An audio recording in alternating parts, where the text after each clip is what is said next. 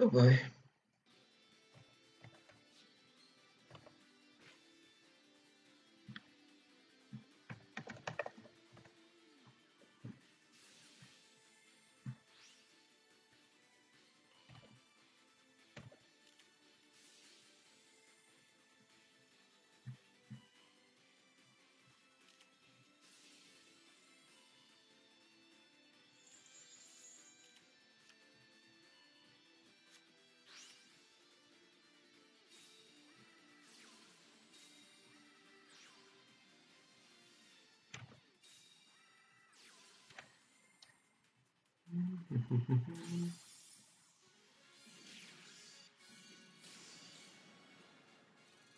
Oh, just like that, 1-0. Okay, one for Kizoki. 0-1 here, 1-0 here, one stack here. Boom. Who's pinging me everywhere?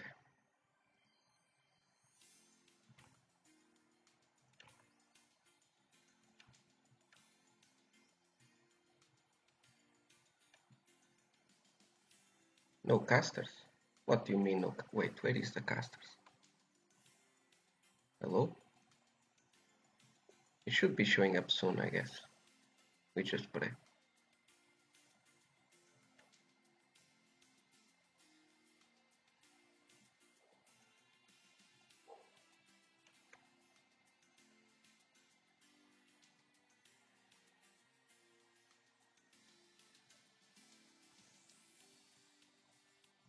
Second game.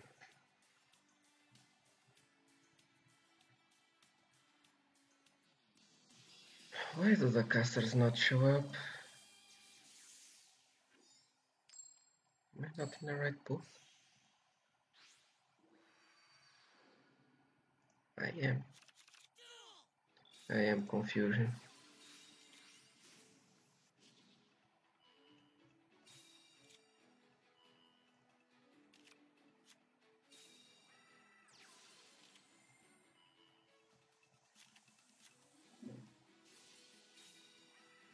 Where is your caster? No, him is busy today.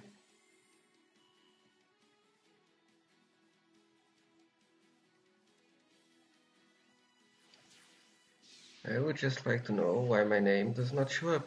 Hazy, help! Am I Dumbo? Is booth one broken?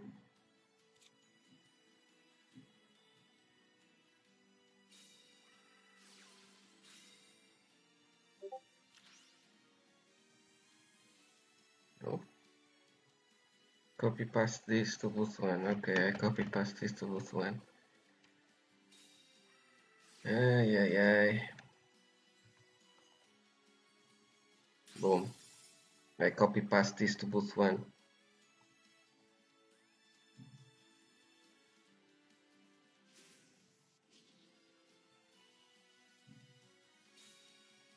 Nothing happened, easy bro. Wait, is this a repeat? Let me check. No repeat. Oh my god, let's try another booth, guys, wait. Gen fix the decks and repeats. What fix the decks and... Oh, the repeats are broken. Why does the fucking malware does not reset the repeats? It resets everything but the repeats, okay. It's good. Yeah, try another booth, let's try another booth. Let's go to booth 2. Fucking booth 1. Okay.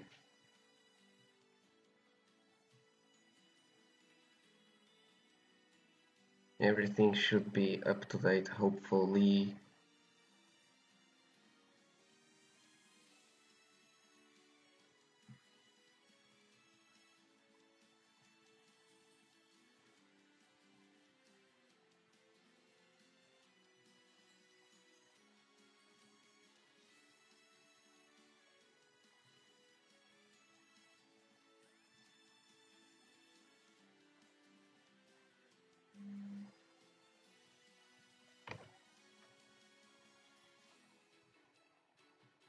I know, I'm not that Dumbo, man.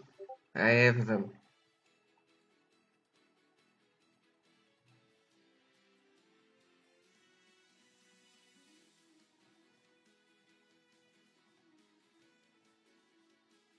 I have the eye clicked. Just does not want to work. Oh, is this Discord issue? Wait, I can try to restart Discord.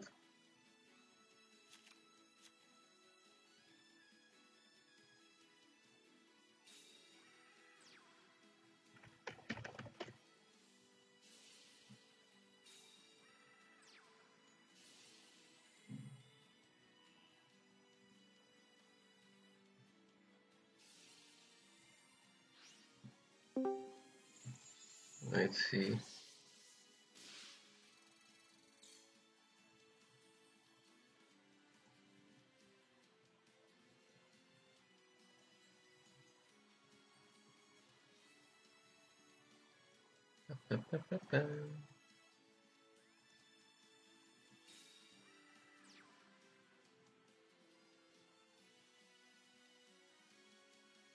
Does not seem like this wants to cooperate with me.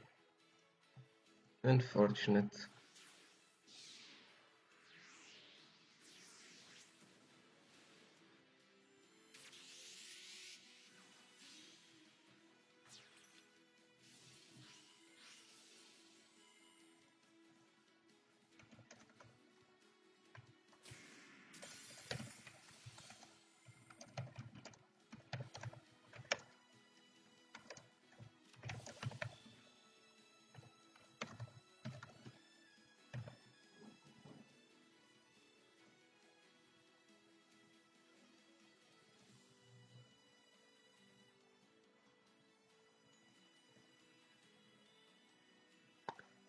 Well, I tried my best.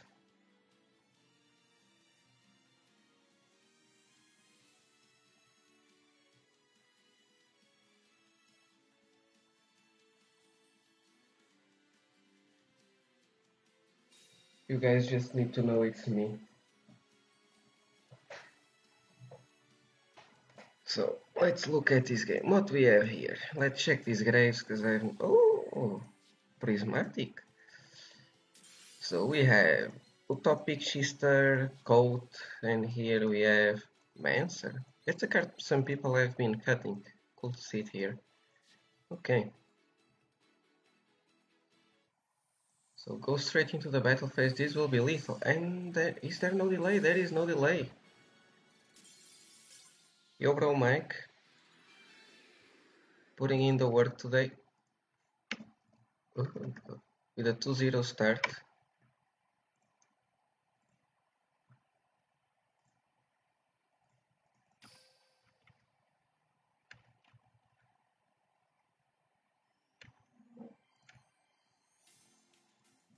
Fucking malware. Okay.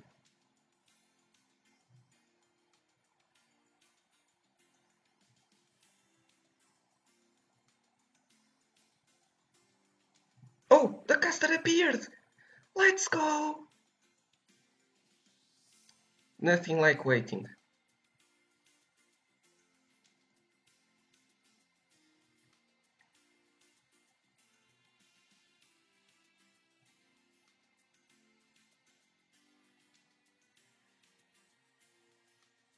I also had this problem last time. It also took forever to appear. I don't know why.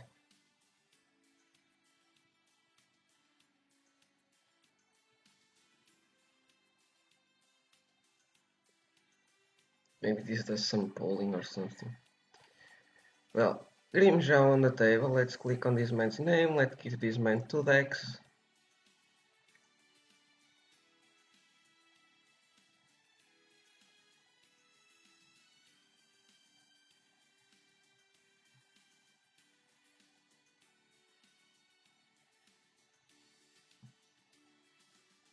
So this man on a mission to counter Onomat. I will give you guys some insight about here. This. Wait. So, let me open up the meta-analysis. So last week, the best counter for Onomat was Lunalight. It went 0-8 against Lunalight. The most popular counter was Thunder Dragon, but it was roughly 50-50. So it does seem like they are going the Lunalight route. Perhaps. Could be a Sidra. That would be really interesting.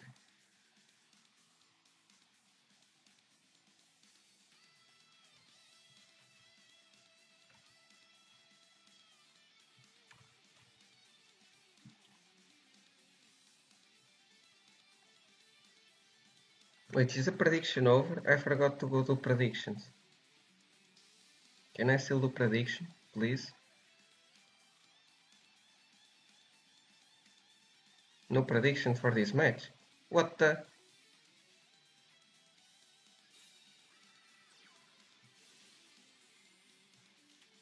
Sedge. How am I gonna lose all my gems? So, searches the wind and activates Onomatoplay. Interesting that he searches the wind and goes, okay, he gets the glove for the draw. Did he already have the bolt and that's why he went for the wind? That might be it. Sets 2. And I can tell you something about these two set cards, but I will not. So was not able to get the Swordbreaker out, admitting this is indeed a Lunalight. Oh, but that's just a pass.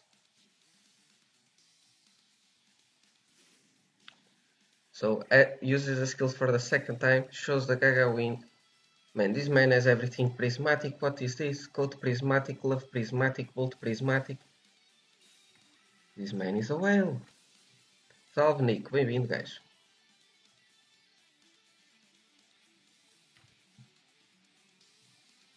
So special summons the Dodo Worth Go Go Go Glove.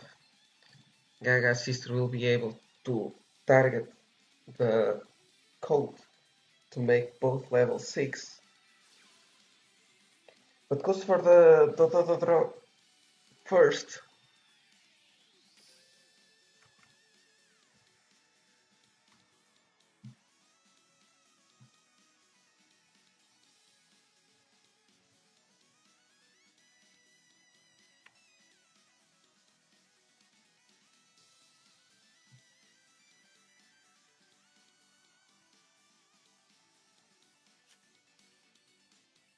Puts the sister into defense. Now, this play tells me something. This man does not play Swordbreaker. And it's just not going to exist to not allow Grimmjow to send a Lunalight from the deck to the graveyard to fusion summon. Admitting this is the Lunalight, it could still be a Cider, which would be really unlikely at this point, but you never know. So it was indeed a Lunalight, as expected. Lunalight fusion will fuse from 3 with 3 from the hand. So here they are. Marten, Rabbit and Butterfly. Searches another Lunalight fusion with the effect of Marten. There is no floodgate on the summon of Lunalight Saber Dancer. And if there is no Swordbreaker, this might be it.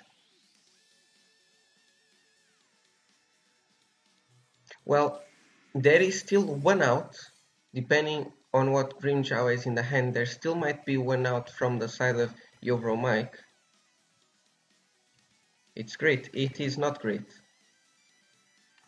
It is not great. We have not seen the skill. It might be Master Fusion or the one that you attack 5 times. Fatal 5, I think that's how it called the skill.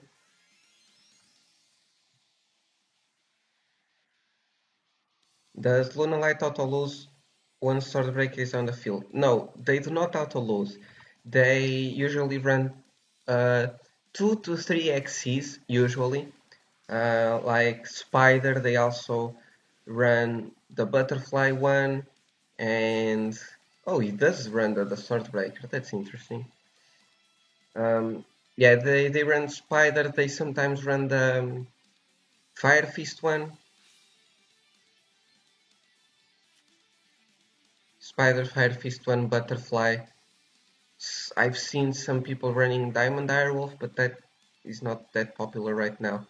So they do have how to Swordbreaker in their Xyz.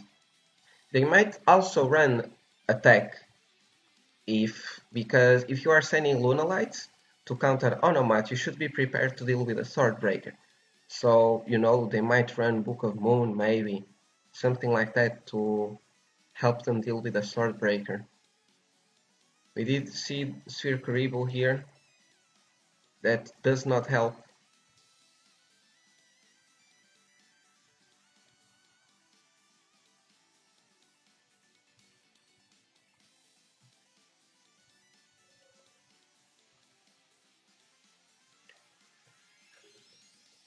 The thing is, like you run the Xyz, but there is triple back row, and any book or Canadio or Fiendish Chain or whatever it is will stop the Xyz play. Well, let's see if he still goes for it. He normal summons the Crimson Fox, activates Marten effect, bounce the Crimson Fox to the hand, special summon the Yellow Marten from the graveyard.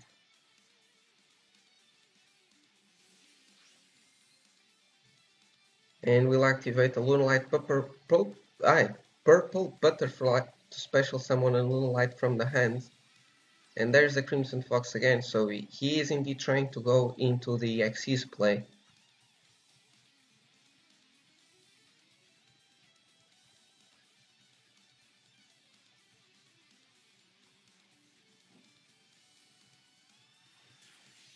So here is the Fire Fist one I talked about. This one is a Beast Warrior, so he gets killed by the Swordbreaker. The thing is that he has an effect that you detach and he negates effects of all face-up effect monsters currently on the field, except Beast Warrior type. So it would negate the Swordbreaker and would be able to swing over it with any of his monsters at this point. But we do see the Book of Moon immediately on the summon. He does still activate his other effect of searching a fire formation, but MST will pop and negate. MST does negate everyone.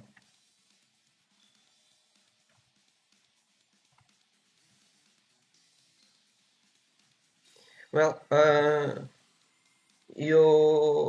Hazy was saying that you can do the double Xyz play if you did not have the Lunalight Saber Dancer on the board, but that is not true because he could have bounced the Saber Dancer with the Marten, and that might have been enough to do the double Xyz, but maybe did not have enough cards in hand to do that.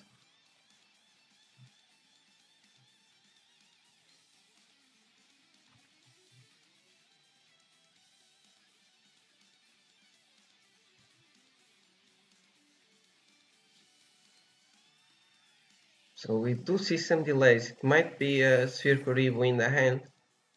He lets the attack go through.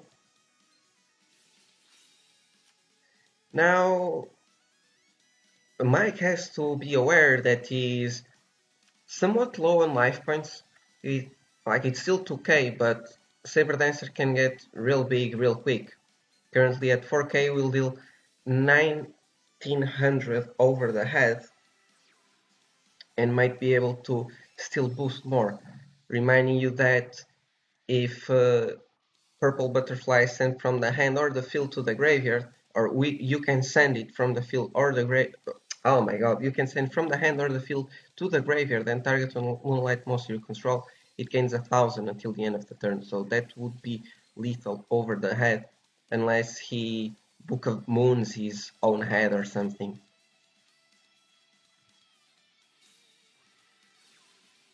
So we're gonna see a second Lunalight fusion.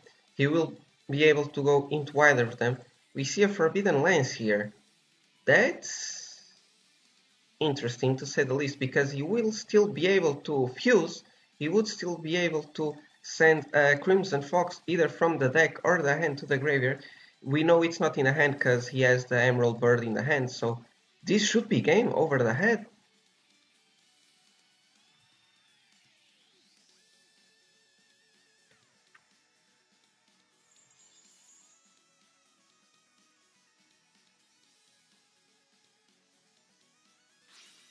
So, as I said, he does send the Crimson Fox from the deck to the graveyard, and Crimson Fox will now activate to put head at 0 attack, and it's game.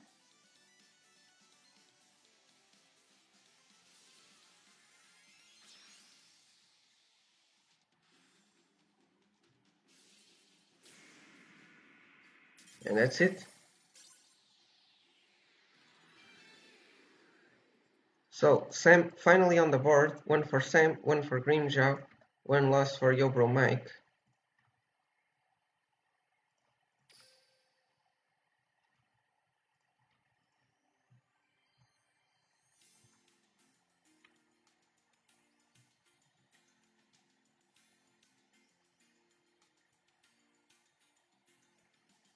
So Lunalights will continue their streak over the Onomats. Was this played week 3? Let me check. I mean week 2. Week 3 we know it was an 8-0. Week 3 we don't. Week 2 I mean we don't have any information, and week 1 we have. It was just one game and Onomat won. So Lunalight doing a number on Onomat. So Yobro Mike has to change into his second deck because he already won with his first deck, so he's not able to repeat. Grimjaw will continue with the Lunalights. Now let's see if Mike came prepared to deal with Lunalights with his second deck. Let's see. Hopefully he has something like a Thunder Dragon, maybe a Triamid.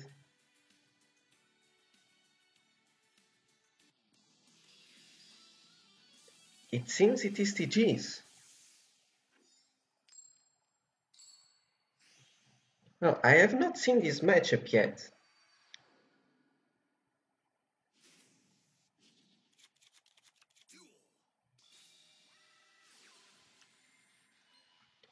We see Fossil Dig. The one-off, there's only one Fossil Dig in the game. Searches for the mix. Oh my god, he opened really well. Oh my god, he milled the Survival's End and the Screw Serpent. This is an amazing opening here.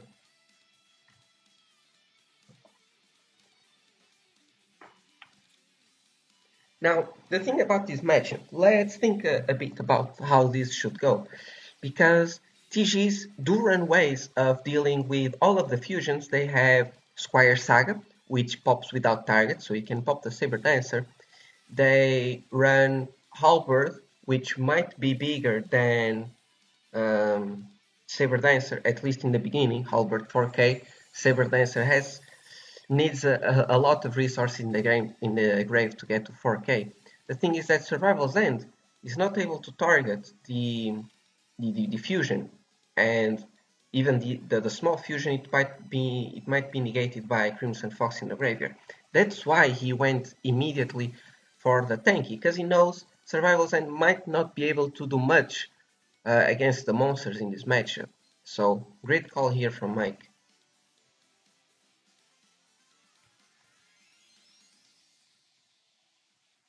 So end phase, there is some delay. He might be thinking if he wants to use his back row here, perhaps a Morella. Oh, no, he was just searching. Oh, he does have the Morella. Sends second Survival's End to the graveyard. Not Prismatic. Shake my head. You need to grind next KC Cup to get Prismatic Survival End. If you guys don't have it, you can get it in the KC Cup tickets. So we see the Screw Serpent that he just searched, gonna revive Prismatic Raptor, reminding you the graveyard is looking like this. He still has the Screw Serpent here, he still has the Survival's End and the Morella. Oh, wait, do I not have the things? Oh, I have the visuals. Wait, you guys like to hear the lines, don't you?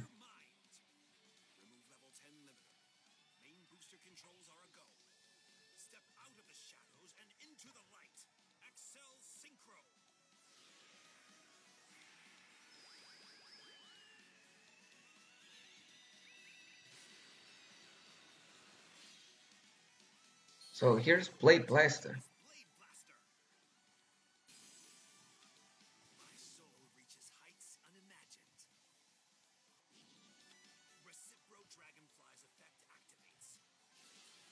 So what does TG Blade Blaster do?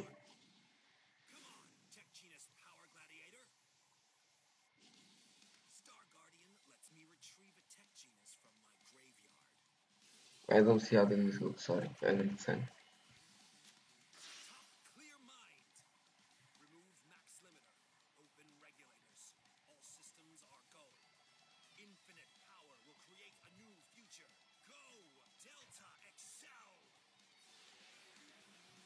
Delta Excel is gonna go into the Albert.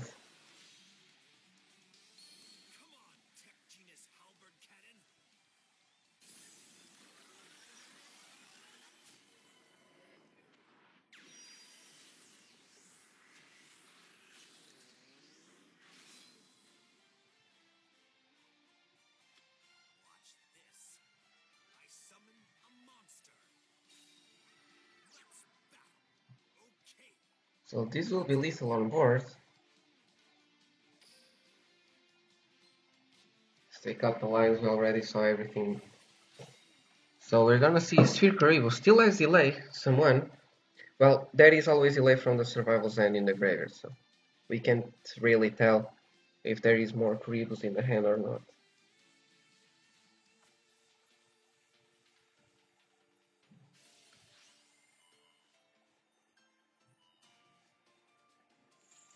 So he chains to the Sphere Karibo effect, so he will know for sure if there is another Sphere Karibo in the hand or not.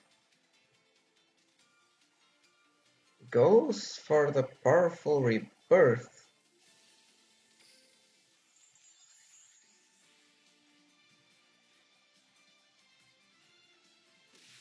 Swings over the purple butterfly, and that will be it.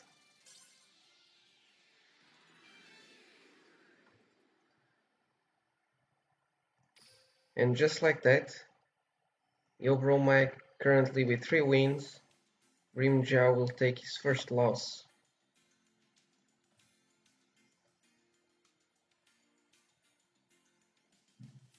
He didn't even check for SK. He did check for SK.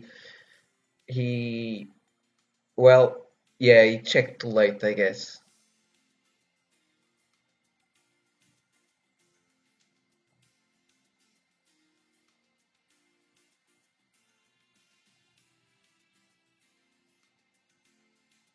Yeah, Morello would be unaffected, so he could swing freely with a halberd. Yeah, I think he played correctly.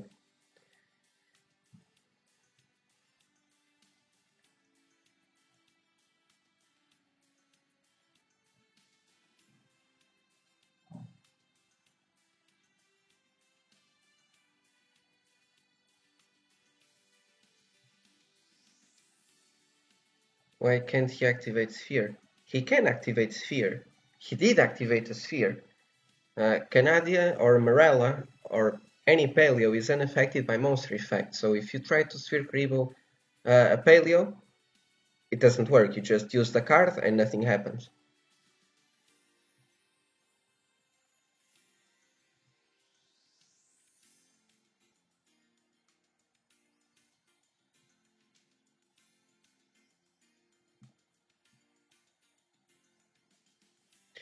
Yeah, my turn. I see what you're saying now. Yeah, if you attack and because Sphere Karibo has to be used on attack declaration, but he could pop during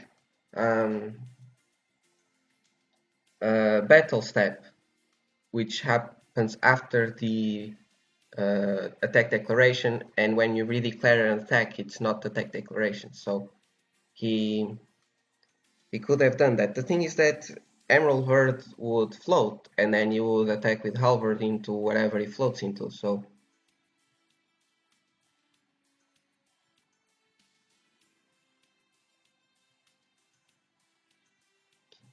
It's interesting that he went for the Kuriboh on the Misk and not save the Kuriboh for the Halberd. That might have been the misplay from the side of Grimmjow, because why did you care about protecting the Emerald Bird from the Misk? Does not make too much of a sense. But it is what it is. You gotta move on. Next match, both players on their second decks. Grimmjow currently 1-1, Yobromike 3-1.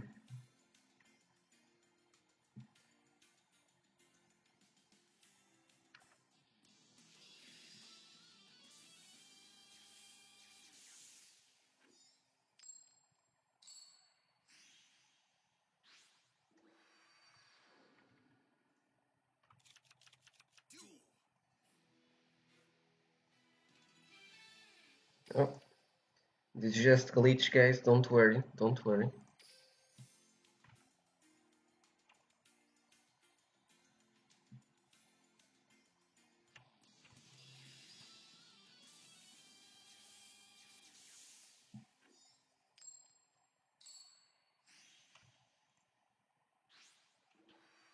So it seems Grimmjow has 20 card Yami Yugi. Might be the guy. Most likely is the guy. It makes sense with the other deck he has, because he starts with the Luna.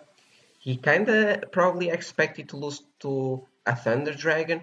Maybe, yeah, most likely a Thunder Dragon. That's what he probably expected. He did lose to the TG, so this might ruin his second deck.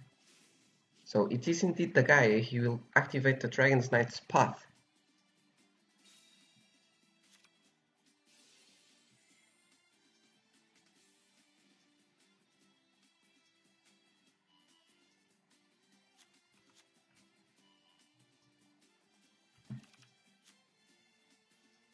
So reveals the Gaia, searches the Dragonfire, normals the Gaia, will be able to special summon a level 5 dragon from the hand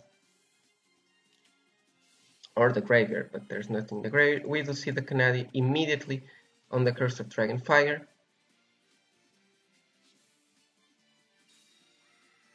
Sets 1, sets 2, goes into battle phase. No delays. Oh boy. We might have some Dead Survival's Hand in this back row. So this means Grimmjow needs to be careful about using his traps, because by using a trap he allows Mike to revive the Paleozoic Canadia, and that will make the possible Dead Survival's Hand live.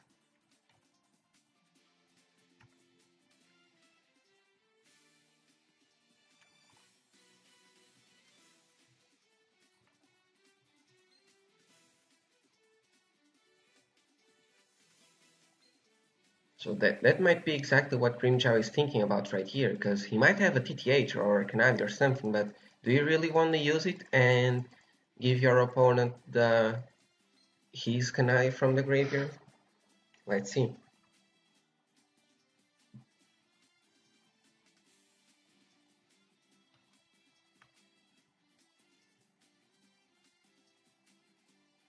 And someone is thinking really hard about this one. So we finally see the Synchro Summon go through. Probably going to the TG level 5. Yep, the TG Star Guardian. Gonna add back the TG Booster Raptor. And we're gonna see Prismatic Book of Moon on the TG Guardian.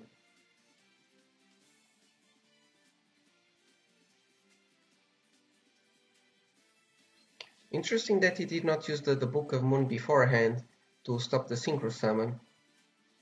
But either way, this is lethal on board.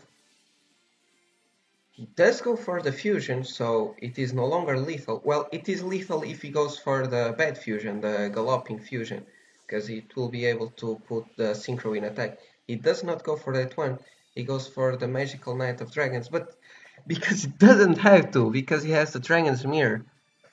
So now he can go into either fusion here.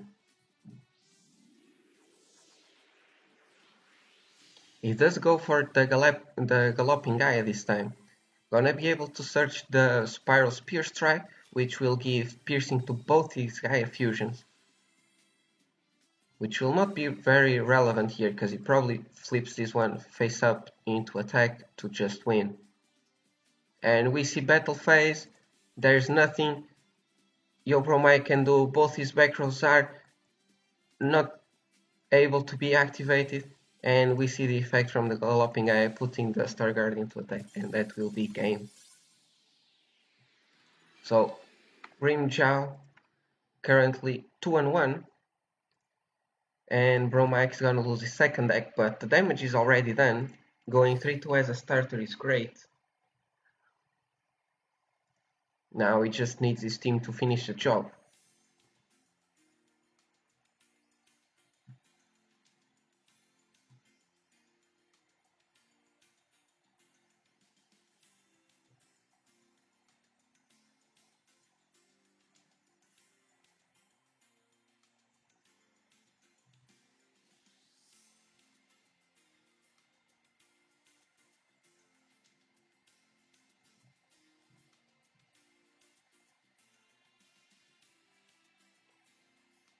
So both of these teams fighting for playoffs here. For those of you that are not aware how playoffs work, is top 12, and usually every X3 tops, but some of the X4s don't. So if Kizuki Reborns loses this one, they're in a really tough position. They will need to go 6-0 in the next 6 weeks and pray to top. So this is really important game for Kizuki. Also for Sam, because you don't want to be 1-3. You don't want to have to go 6-0 or because the 5-1 might not be enough. Also, we can go into preparing match. I forgot this. We have joggers. Let's go.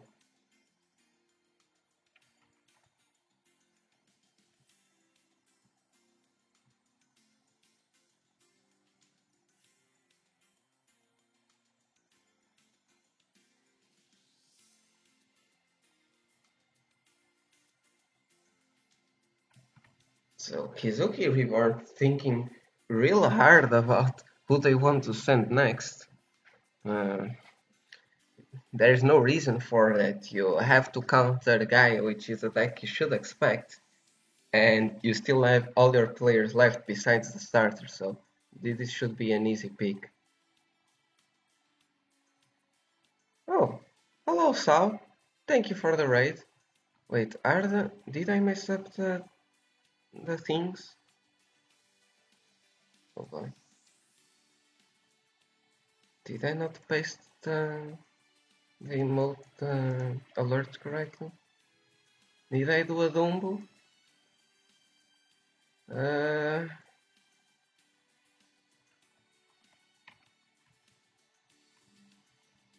No, it is correctly. Unless AZ sent me the wrong one. Olá, Jane. Olá, Nif. Olá means egg in Latvian. Oh boy. But sometimes the egg can be something else. That's spicy. Meanwhile, next player is on the table, so let's spectate this match. Let me update the malware. So next player is Joses. Joses, Brazilian player.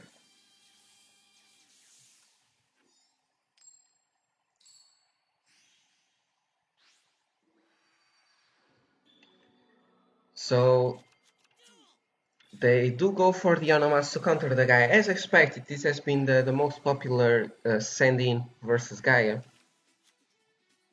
I can tell you how the stats went last week. Let me peep this.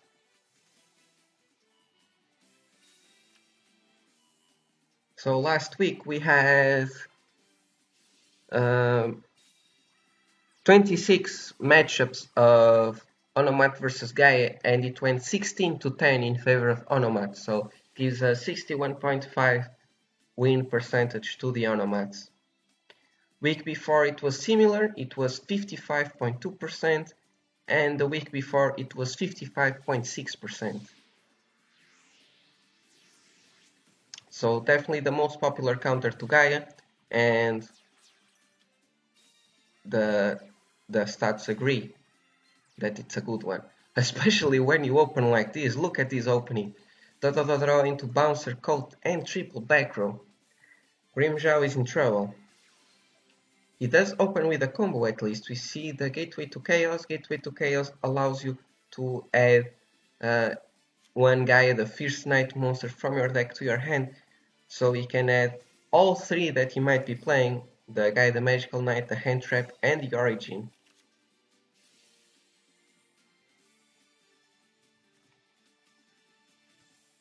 Nice nut sleeves. I like the nut sleeves.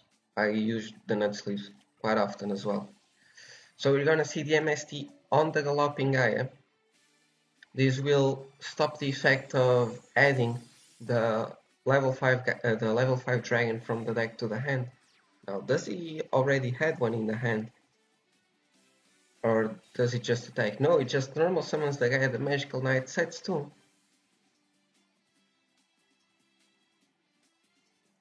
Well, even if there was the dragon, he would not be able to summon it because of Bouncer. Bouncer would be able to negate the Gaia, the Magical Knight. So he goes straight into the battle phase, will be able to swing over the Gagaga coat.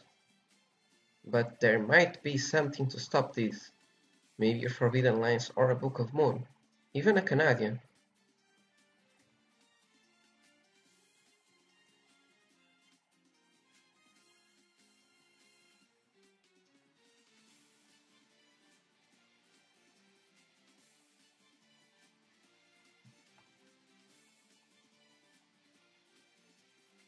Someone is thinking real hard about this play.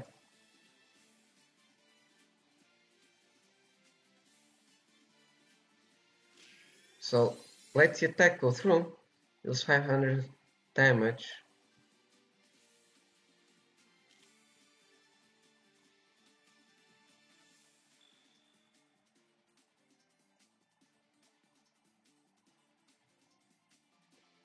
And Jossis goes straight into the battle phase. Now, will we see a Book of Moon, perhaps, on the Bouncer?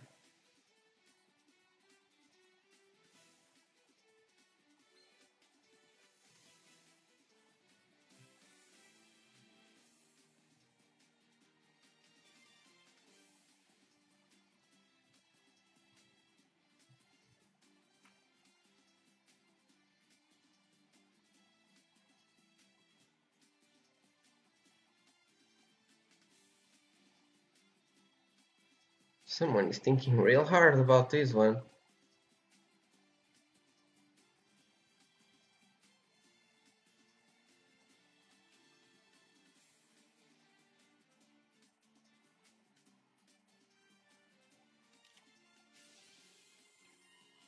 Oh, we're gonna see a Forbidden Chalice. So the Bouncer will crash with the guy, the Magical Knight.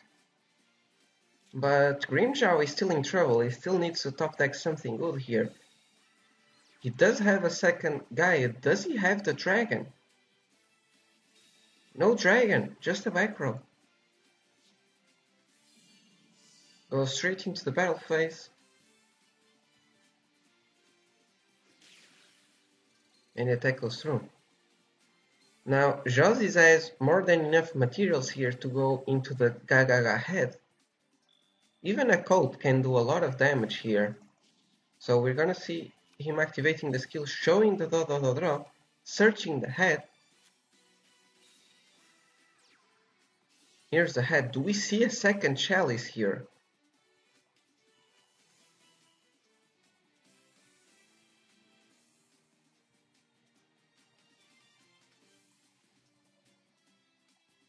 No chalice.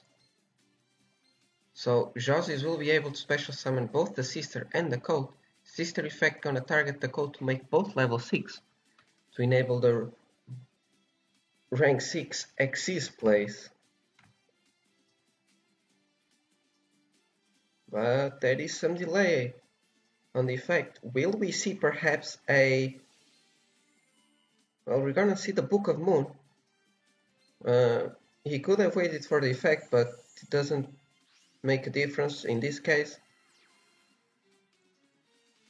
So Book of Moon on the head will prevent the whole turn from Josis.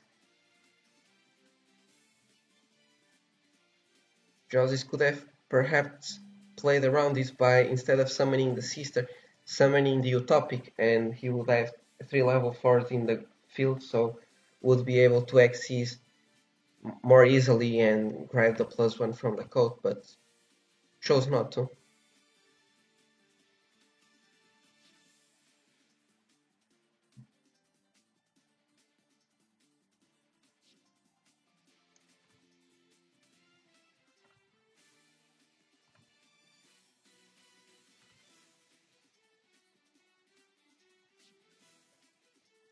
Now Grimmjow really taking his time thinking about his next move.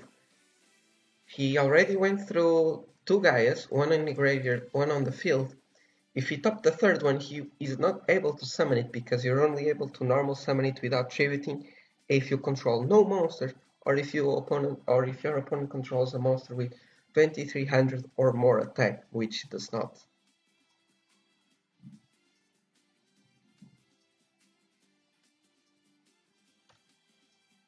So go straight into the battle phase. It's gonna try to swing over the coat,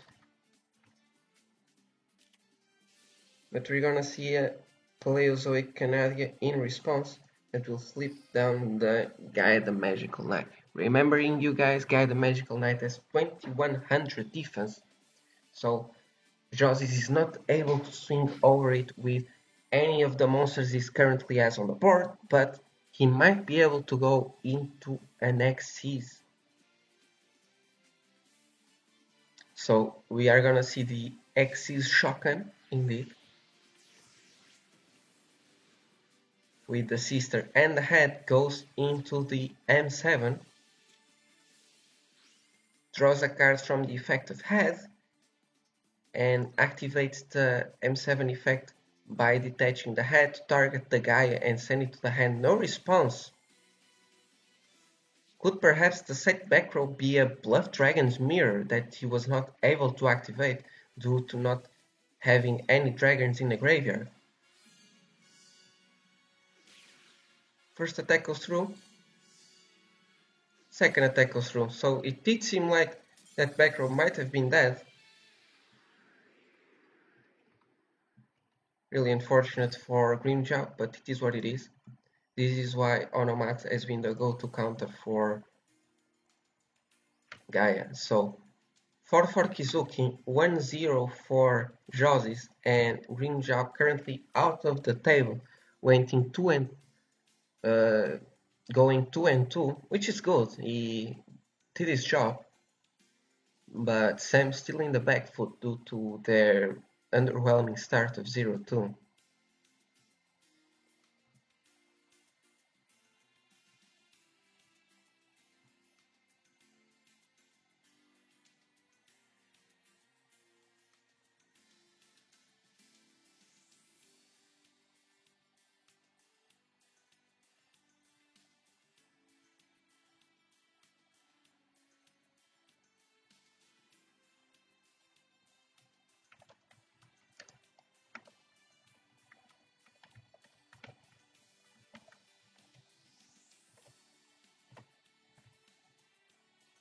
So Sam will have to send their next player here, someone to counter the Automat, which they should have. They already countered one with Grimmjow. For you guys that are just tuning in, Grimmjow came in with Lunalight to counter the Onomat. Let's see if perhaps they have a second Luna or if they go a different route. The Lunalight did work pretty well, got the job done. Yami-Yugi might be a Lunalight Destiny Draw, might also be a Thunder Dragon. Let's see the card count.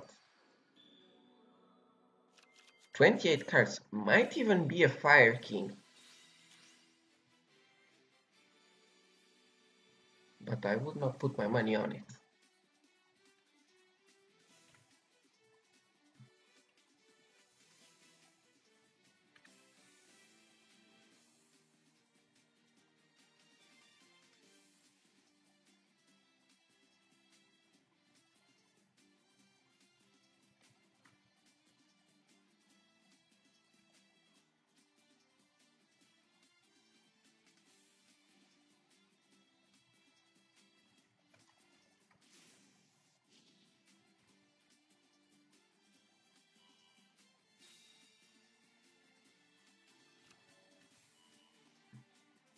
So here's the onomatoplay, grabs the, or normals the utopic, will be able to special summon from the hand and from the graveyard. He can special summon from everywhere.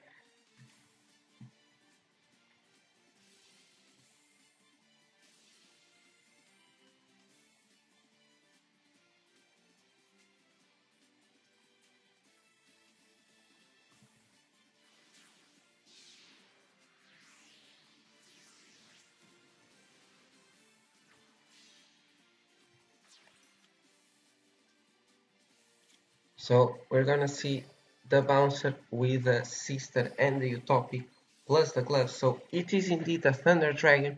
He's gonna Pot of Greed. By discarding one Thunder Dragon, he is able to add two other from his deck to his hand. Normal summons the Aloof. Bouncer will be able to negate the Aloof. Let's see if he goes for that play or if he waits with the effect. Aloof already discarding the Roar, so even if he gets negated, it's not too bad.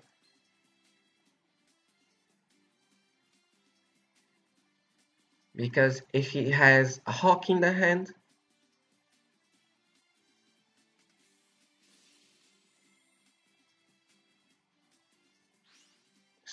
he will be able to do the rank 6 play. So he does choose to negate the bouncer, preventing Papuku of probably banishing a Dragon Dark, and instead will special summon a Dragon Dark. Really interesting. Will this be a rank 5 play, perhaps?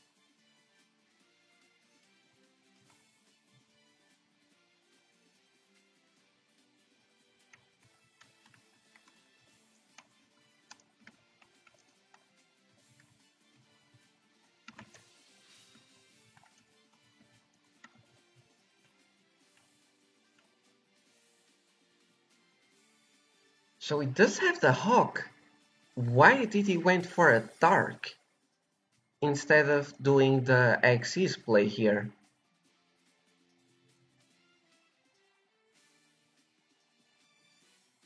Like, we know two of these cards in hand are two of the OGs, so I guess he just really wanted to add the Dragon Dark to the hand.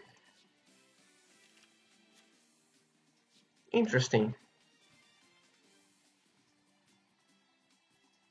Perhaps he has a hand trap and that's why he's playing this a little bit more slowly. But if he has, he just has one, because we know 3 cards in his hand. Let's see.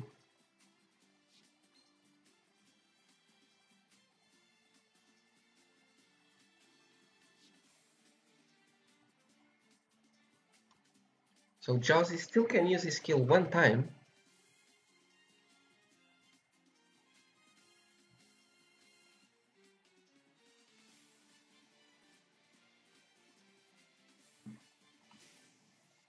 And there it is. This is the second usage of the skill. So no more skill for Josy for the remaining of this match. He's gonna add a Utopic Onomatopoeia. He's gonna discard it for the effect of draw. So it's kinda gambling here. Perhaps, unless the card in his hand was already a coat or something that he knows. Well, guess not. Go straight into the battle phase and will attack over the Aloof. This will put Papuku in range of Draw Sense Spell and Trap. We don't know if it's Draw Sense Spell or Trap or the Destiny Draw. I guess we will find out now. Let's see. Do we see Draw Sense? No Draw Sense. So he either chose not to use it or it is indeed a Destiny Draw.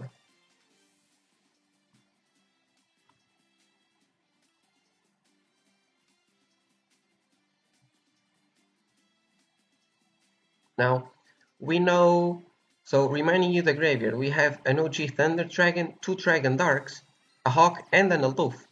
We know in the hand of Papuku, he has 2 OGs and 1 Dragon Dark, so he's gonna banish the Hawk. By banishing the Hawk, this will allow him to shuffle his whole hand, or just a portion of it if he chooses to, but he probably will shuffle all of it, because the cards he currently has in hand don't do anything. So shuffles 1, shuffles 2, shuffles 3. 1, 2, 3, I feel free. And grabs 3 new cards. Now, Hockey Effect was already used, and he gets the Melody of Awakening Dragon, discards another levy to add 2 levies to the hand. He has more than enough resources to summon levy. He can actually summon 2 if he wants to. He has 2 with the Destruction effect, because he has 2 lights, 4 darks. Well, he can only activate the pop effect once per turn, but he can do it next turn, summon the levy next turn and get 2 pops next turn as well. So we're gonna see the Chaos Dragon Levianeer here. He can pop any 2 cards on the field without targeting, and will also activate Dragon Dark effect to search any Thunder Dragon card and add it from his deck to his hand, including the trap.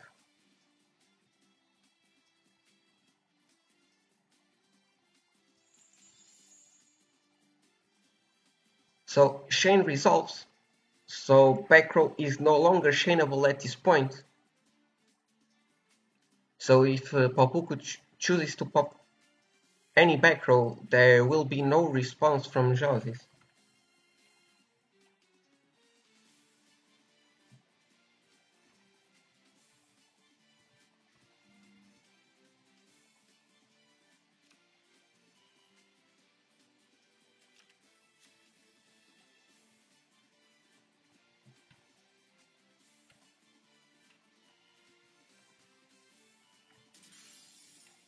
So chooses to pop the monster and one of the back rows, so he hits a Book of Moon. Discards the second OG. So only one OG left and it's in the hand. This is game on board. Will we see perhaps a Book of Moon or a Lance on the Dragon Roar here? We're gonna see the Book of Moon stopping the OTK, but Josis is in trouble. Well, the thing is, well, I will not coach, but there is a way Josis might be able to end the game right here, right now.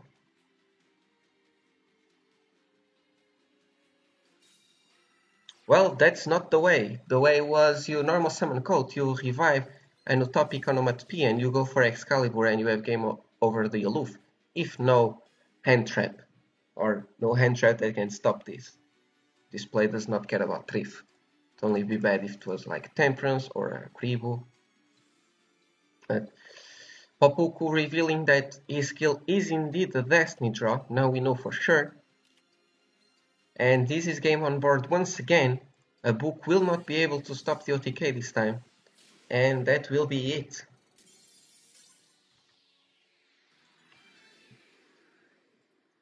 So 3 for Sam, 1 for Papuku, and Jaws is currently 1 and 1. Everything should be up to date, so Jaws has to change to his second deck now.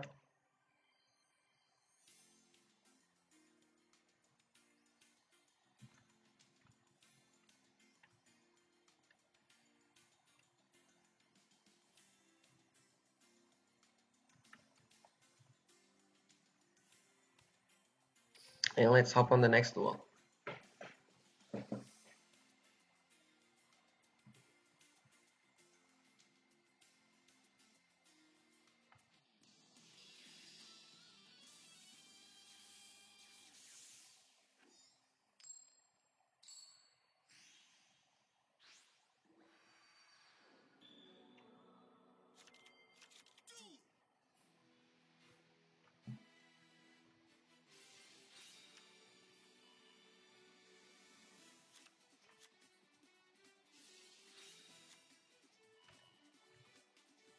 So you're gonna see Pot of Greed once again.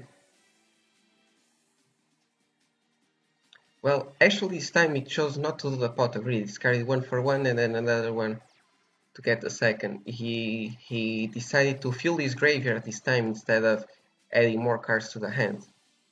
Which might indicate that Oh, oh no, that's not good. That's not the one you want to discard. Goes for the Dragon Dart from the deck.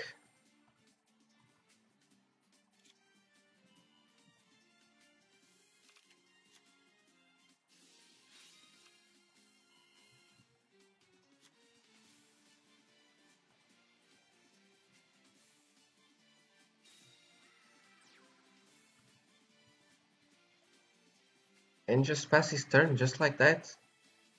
He does have a back row, which might be the 100 Thunders. But his hand is really... This was a really weak opening here from Papuku.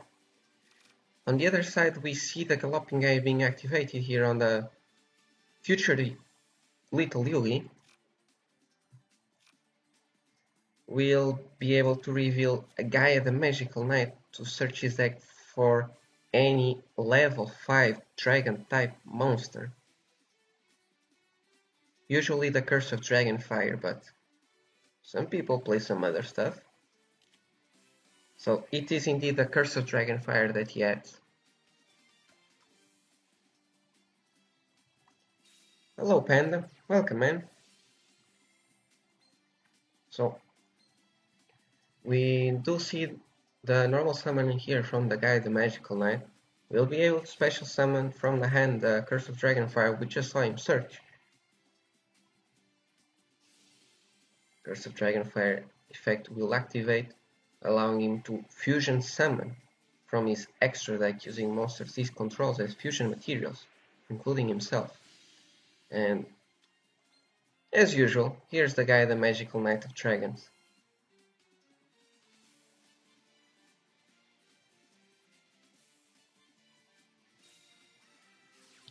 Activates Dragon's Mirror. Now this might be game on board if he goes into Galloping and he plays a Spear Strike. Let's see. He does go for the Sky Galloping Gaia. He does play the Spear Strike, so now this is lethal on board. Papuku needs to hope his back row can stop this.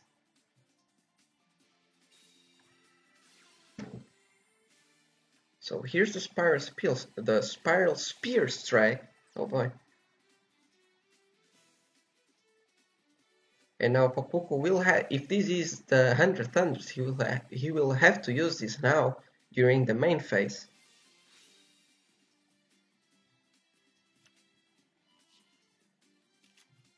So he's gonna use the Dragon Arc. Here's the graveyard, 2 OGs, the Roar and the Dark. Now do we see the 100 Thunders here? Or will this be game over?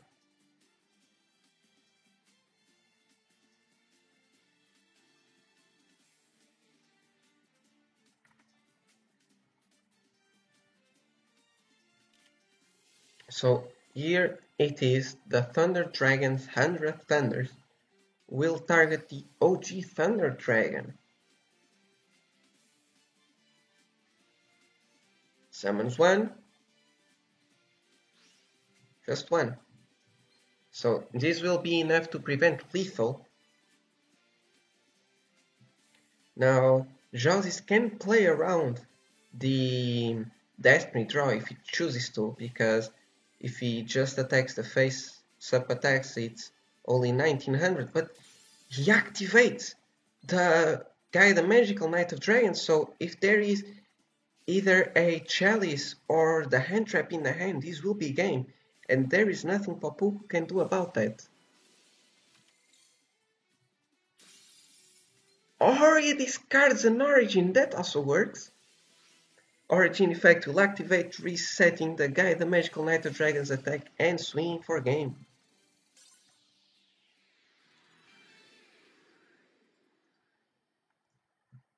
So Josis will take this game. Kizuki still with the lead, currently 5-3.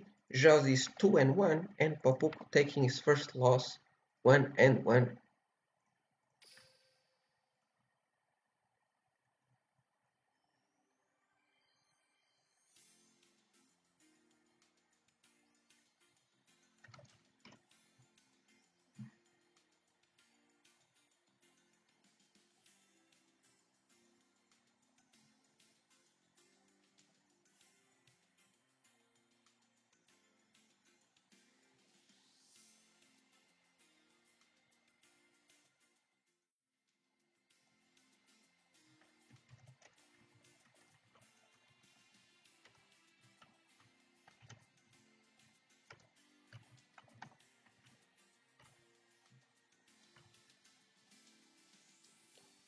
So Popuk will now go into a second deck. Hopefully something that can deal with the Gaia, which it should be, because you should expect to lose your Thunder Dragons to Gaia, so let's see if he has perhaps an Onomat that has been the most popular and effective counter to the Gaias. So he's back on the table. Let's change here the layer. And the duel has started. Let's hop on.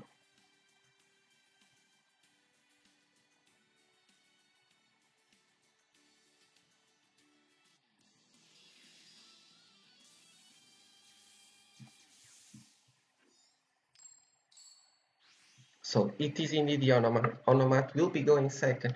Gaia first.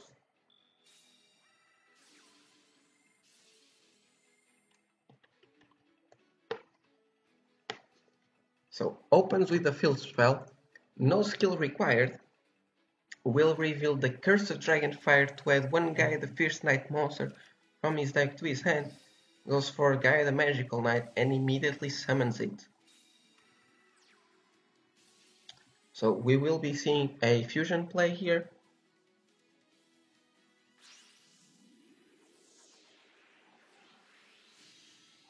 There he is, Gaia the Magical Knight of Dragons in defense position. That's interesting. You're gonna see Mystical Space Typhoon immediately on the back row. It was Fiendish Chain, Prismatic. Onomato play. Reveal any Onomat card in your hand to add back any Onomat monster from your deck to your hand.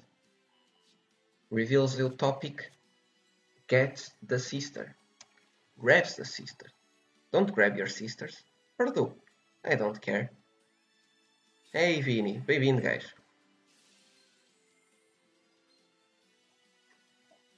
So normal summons the sister,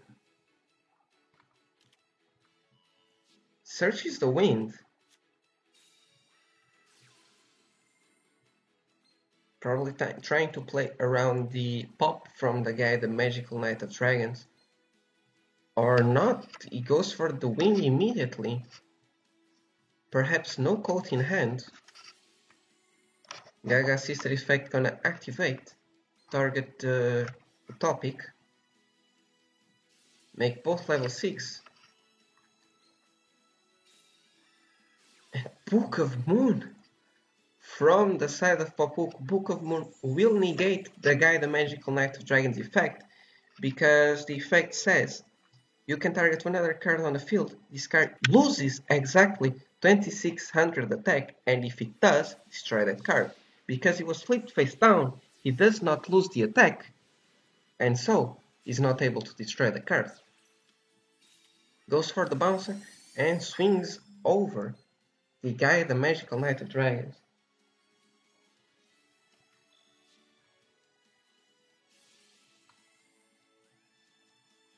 Galloping Gaia gonna activate once again, reveals a second Gaia.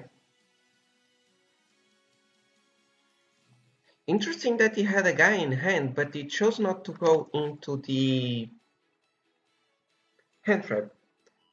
Well, I guess it makes sense because he couldn't have done anything against the bouncer. So we're gonna see second Gaia the Magical Knight. Also interesting that he searched for a second Curse of Dragonfire instead of searching for Dark Flare. Which might tell us that, well, he either drew the Dark Flare or he does not play it.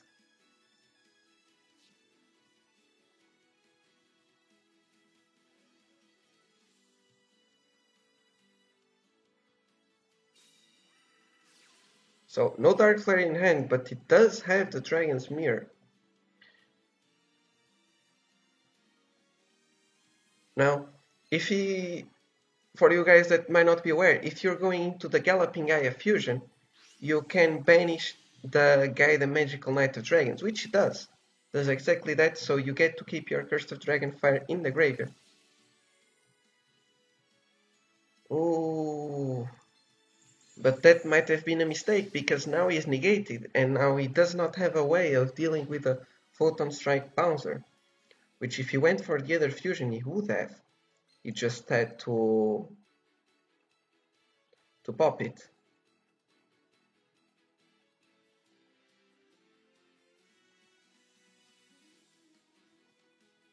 But I guess he would not have used the Fiendish Chain until he sees the pop. Oh, we're gonna see an Xyz play because he did not use the skill turn 1. He can go on, he can do an Xyz play this turn. Goes for the Mecha Phantom Beast Dracossack. That's interesting.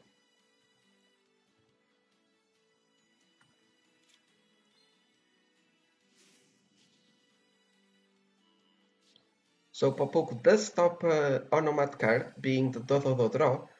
Will use his skill for the second time to go into the Gagaga head. And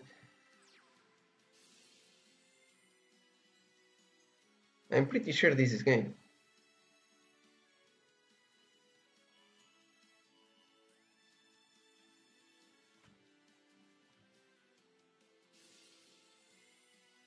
Unless there is no Gaia Charger. Because here you can just do the M7, send this one back, Gaia Charger, boom boom, and that's game. Perhaps using the Mecha Phantom Beast effect to pop a monster might have been a mistake here, because if he kept both tokens, he would guarantee survive this turn. The thing is, what do you do after that? You top a Treacherous? You top another Fiendish Chain? I guess Treacherous wouldn't have done anything.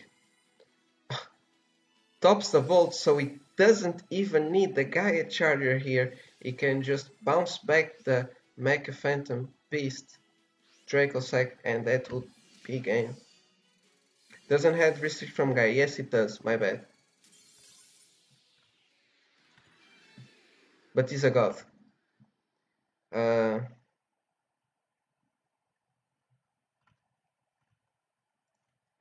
When you use head, you can only access if you use Gagaga materials, so M7 is not a Gagaga. So 4 for Sam, 2 for Papuku. Joses will be out, going 2 and 2, but he did his job.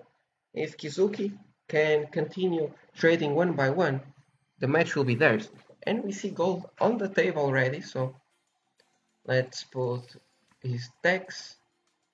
And everything should be up to date, hopefully.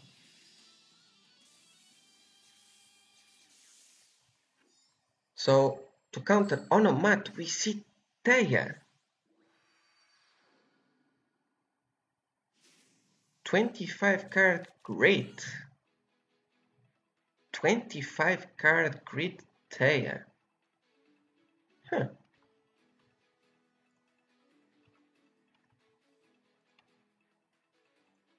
I have a hunch on what this might be, but I will not spoil anything for now.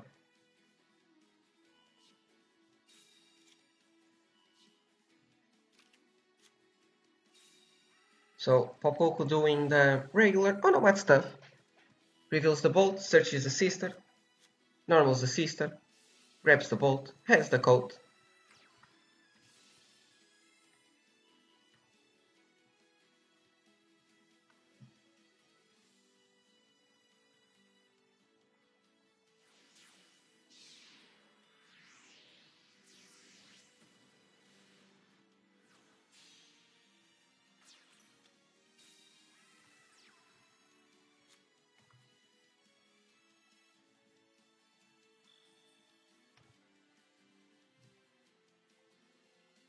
"26 card Quintet Turbo Magician Girl." It's actually 25 cards, but is it the Quintet Magician Turbo? Let's find out.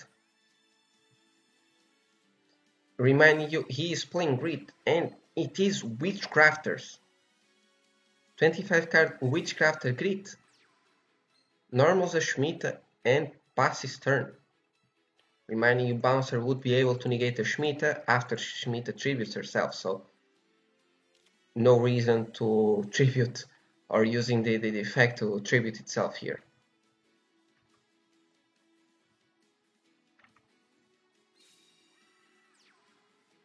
So we're gonna see Utopic being normal summon. We know there is a Bolt in the hand, or perhaps set from Popuk. I was not paying attention, so I don't know if it's in the hand or in the back row, but we did see him search it, and he has not used it yet, or shuffle it back.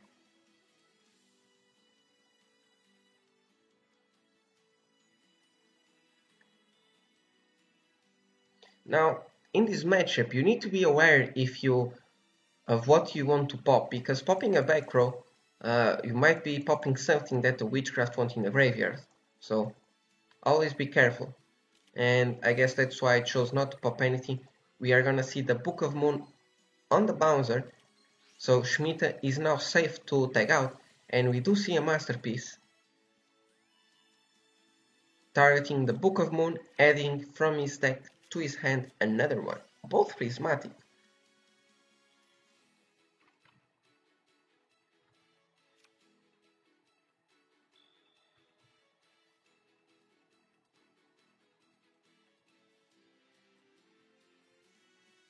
So bouncer currently face down. Interesting. Well, it's not interesting, never mind. Because Shemitah can only take out during the main phase, so there was no chance for him to take out next turn. Sets a monster. Sets a back row. We know what that one is.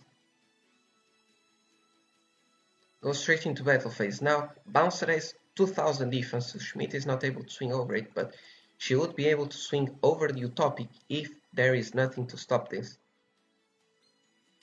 Also, there is a Masterpiece in the graveyard with a spell card, so at any point, Gold can special summon a Jenny from the deck. We're gonna see the Book of Moon on the Shemitah. Shemitah is not able to take out at this point during the battle phase, but Gold is still safe with the Masterpiece plus the book. And the Gagabolt was set indeed, was not in the hand. He's gonna pop the set back row, which we know it is a Book of Moon. Gonna target the Utopic, but doesn't achieve anything because the Utopic can just be flipped up once again.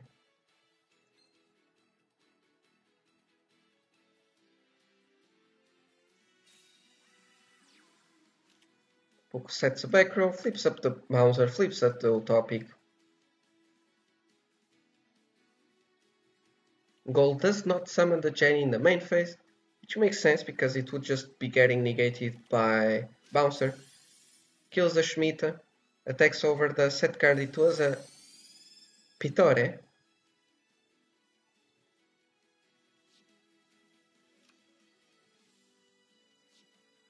So Gold is getting real spend here. He does have both the Shemitah and the Pitore effects in the graveyard now, which he desperately needs to use here. So goes for the Pitore. By banishing Pitore, you draw a card and then you discard any Witchcrafter card.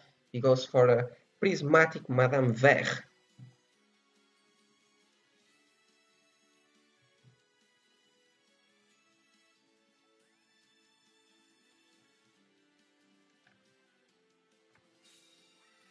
Normal summons the Jenny. Still has the Witchcraft in the graveyard with 2 spell cards. Uses the Jenny effect, but that will just get negated. The thing is that he now has 3 spell cards in the graveyard, so he is able to summon a Pitore with Masterpiece if he so chooses to. Also, does this kill Greed? Let me check how Greed works now. If you had 4000 or more life points at the start of the turn, your life points will not fall below 1. Works one time only. When this skill is applied, you can only special summon 1 monster until the end of the next turn. So, no more Greed for Gold. Popuk will be able to kill Gold next turn without having to care about the Greed. And we're gonna see the Jenny effect with a Holiday to revive the Vert. And we'll now be able to add just a single spell to the hand. There is still 2 books and a Masterpiece in the graveyard. No more Bolt for Popuku, unless he plays multiples. But he still does have the Bouncer, which will be able to negate the Madame Vert. If he chooses to do like a spider play here, for example, he will be able to banish the Madame Vert successfully. Or shuffle it back if he goes into the Caravaggio.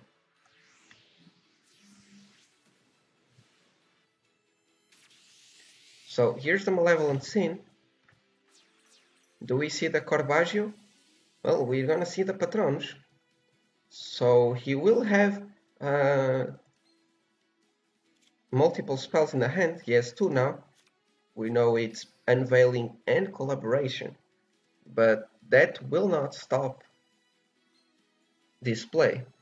The only thing that might help Gold at this point is the Masterpiece in the Graveyard that is able to special summon Jenny. So we're gonna see the Corbage. Caravaggio will be able to target and shuffle back into the deck the Madame Vert. Madame Vert chooses to negate, but Bouncer can negate the negate.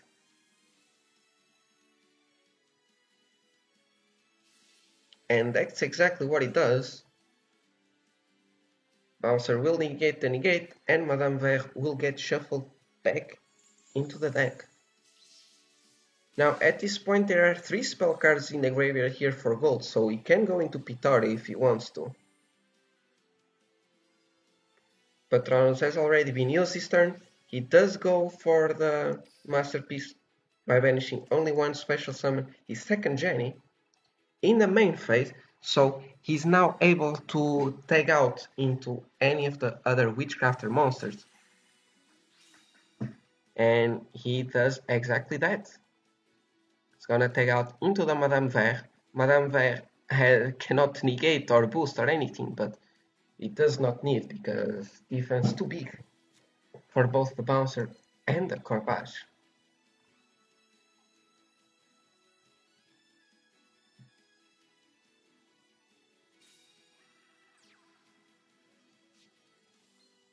So normal summon Pittore, he can use the Patronus, which he does. Patronus, you target one of your spellcasters type monsters that is banished or in the graveyard, shuffle it back, and search a spell. So he's gonna target and shuffle back the Jenny. There is still one more banished spellcaster and one more in the graveyard. So searches for the Holiday, which is the one that was missing here from the graveyard. Will activate the Holiday. Interesting. Special summon a Jenny. And it will just end phase. During the end phase, you will be able to add back both the Collab and the Unveiling, not the Holiday because he used it this turn. So here's the Collab, here's the Unveiling.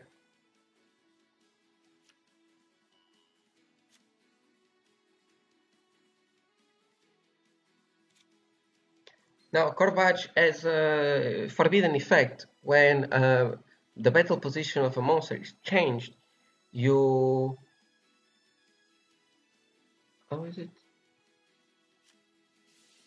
When the battle position of a monster on the field is changed, you can attach one insect type monster from your graveyard to this card as Xyz material. So it's gonna try to do that, but he will be getting negated by Madame Vert immediately. So not being able to attach back the Malevolent Sin.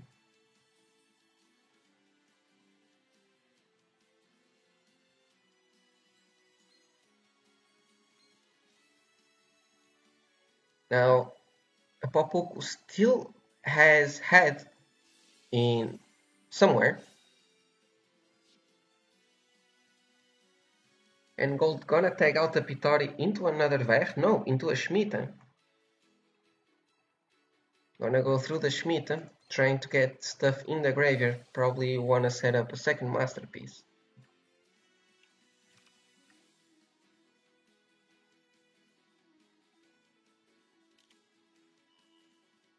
So, searches for the Unveiling. He already had an Unveiling in grave, but why not have two?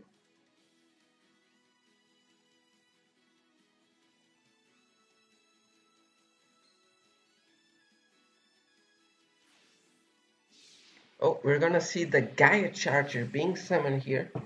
He's gonna exist with the bouncer, so he's gonna keep the garbage on the board. Madame Ver effect will activate, reveal one card, boost by 1000 to reduce some of the damage is taken, but Gaia Charger putting a lot of pressure on gold here.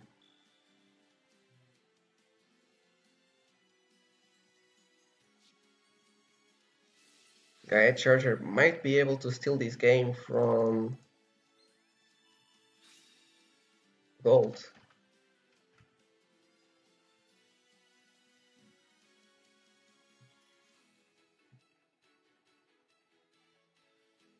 Let's see. Changes the Madame Ver into attack. That's interesting. That will allow the Corvage to activate.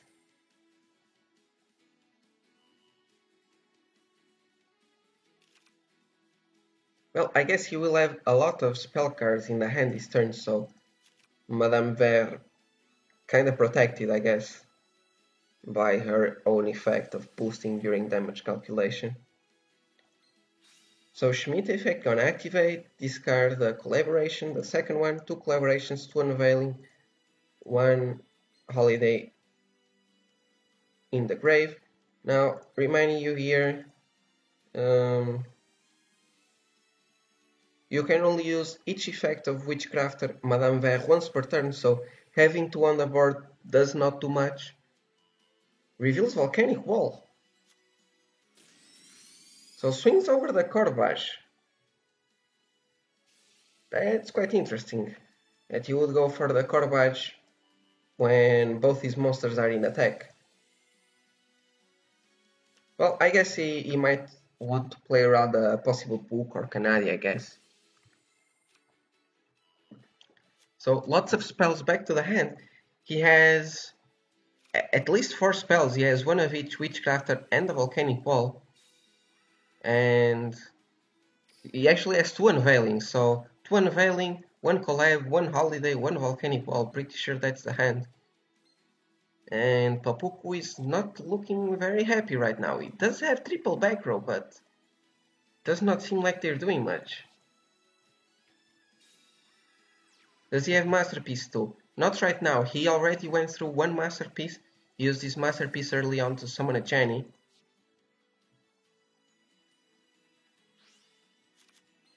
And he's gonna send Patronus. Patronus, when in the graveyard, you can banish this card and target any number of your banished Witchcrafter spells with different names, add them to your hand. So, except the turn it was sent to the graveyard. So, starting next turn, he will be able to start adding some Witchcrafter spells. Interesting that he go for Patrons instead of Masterpiece, unless he does not have other Masterpiece, which I would find that interesting. So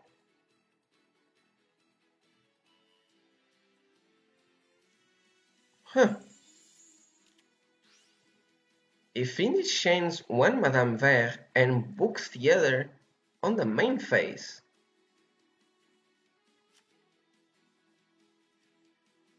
what were you trying to achieve here? I'm not sure.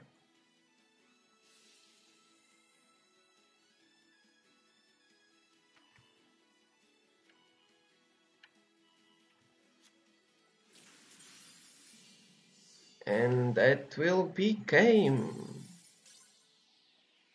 Why not wait for the battle phase?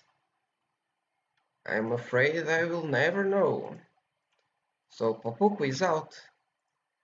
Kizuki currently with 6 on the board, gold starting 1-0.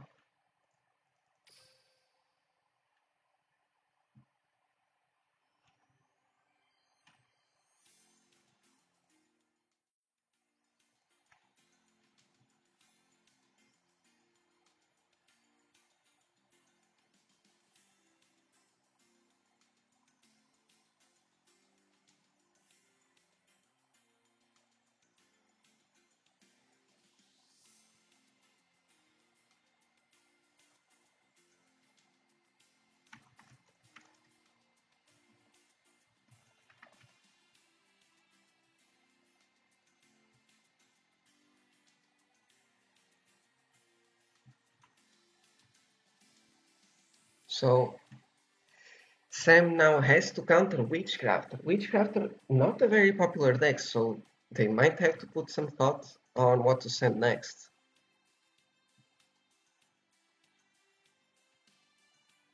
Yeah, the book on the main like the finish chain is fine, but the book on the main phase is definitely very weird. You thought Collab was like Gaia Field spell? I don't know.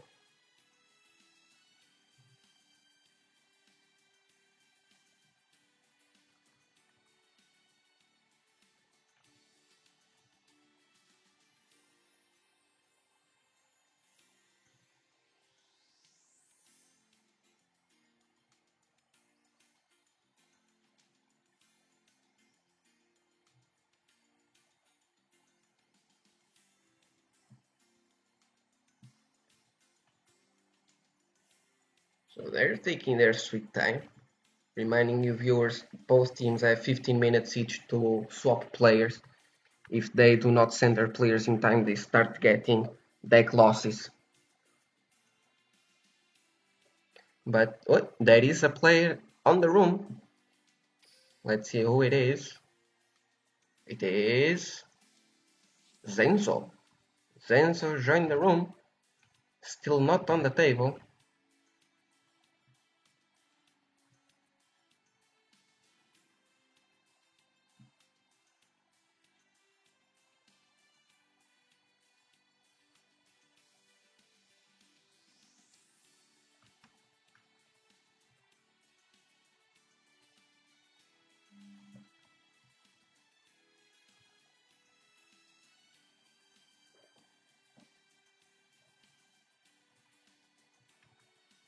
When will they join the table? We will never know. Oh boy.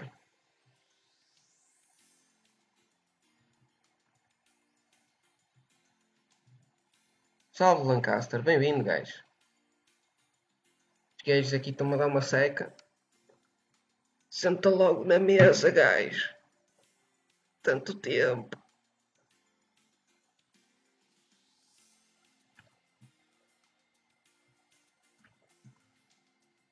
Please, join the table, my friend. Shigato, no cursing. What do you mean no cursing? I never curse. Oh, we joined the table, let's go. So, Zenzu on the table, both decks remaining. Let's see what they chose to counter the Witchcraft. It is Yami Yugi. Could this be a Thunder Dragon? 28 cards. We did see before 28 cards Thunder Dragon from the side of Sam, and it is indeed another 28 cards Thunder Dragon. Oh no. What's happening? Oh no. Oh no. What was that? How did you open so bad? Well, it's fine, you survive a turn because you used Volcanic Wall. Here are the meals. Pretty great meals if you ask me.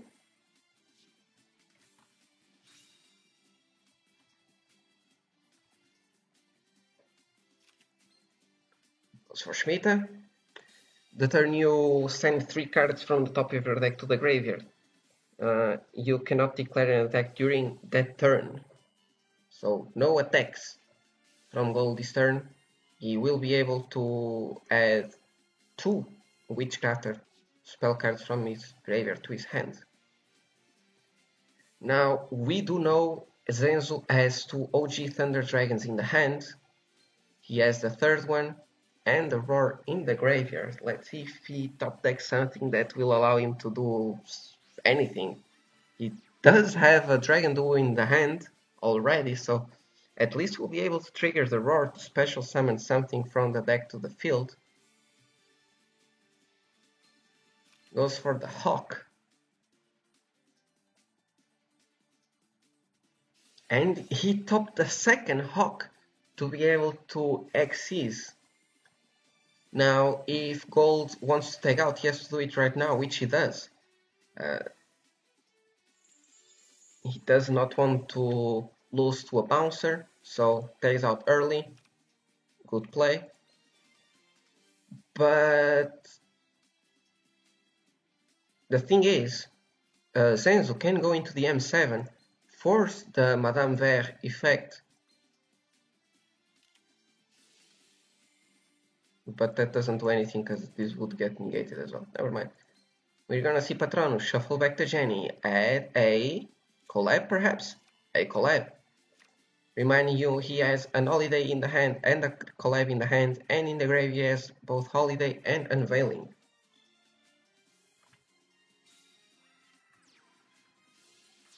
You're gonna see Pittori from the top on a normal summon and tribute by discarding the collaboration. Summon the Shemitah. He still has a Holiday in the hand and all three other Witchcrafter spells in the graveyard with the Patronus and the Pittori. Goes for the Pittori effect, discards a newly drawn card which was another Pittori. Goes for the Schmidt effect, probably gonna drop a Masterpiece here. Yep, there's the Masterpiece. Masterpiece will be able to banish all three, summon a third Pittori if he plays that, or banish just one if he just wants to summon a Jenny.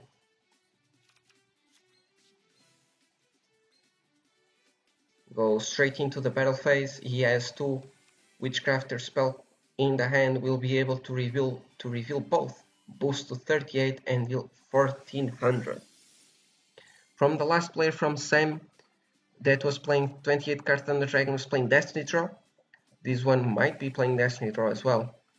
I've seen some other teams bringing the Draw Sense spell or trap, but Sam does not seem to like that one. Turn 6 gonna be pretty bad for Zenzo. Yeah, Zenzo needs to do something real good here or he will be in a lot of trouble.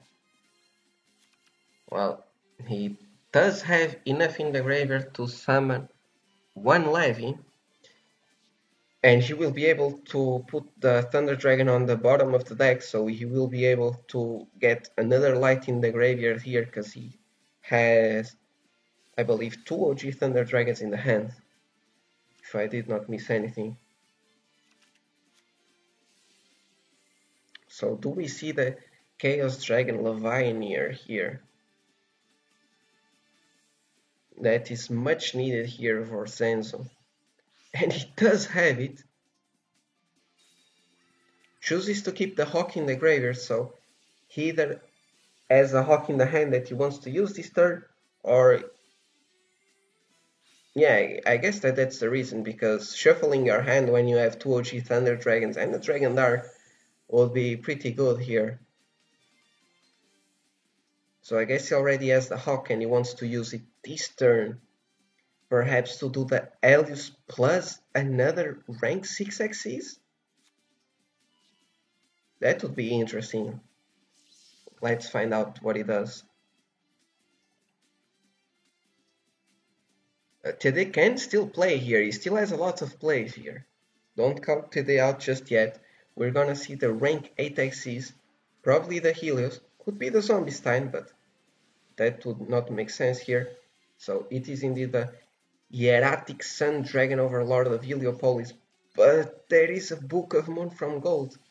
And as I said, there is the Hawk in the hand, that's why I did not banish the Hawk, because he wanted to use the one in the hand to go into a rank 6 here by special summoning the Roarback from the banish pile.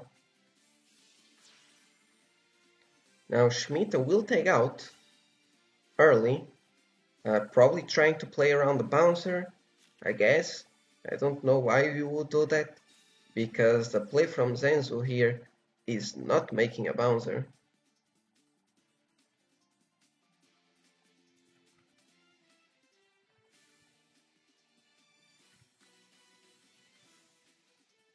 Well, Zenzo actually does not make anything.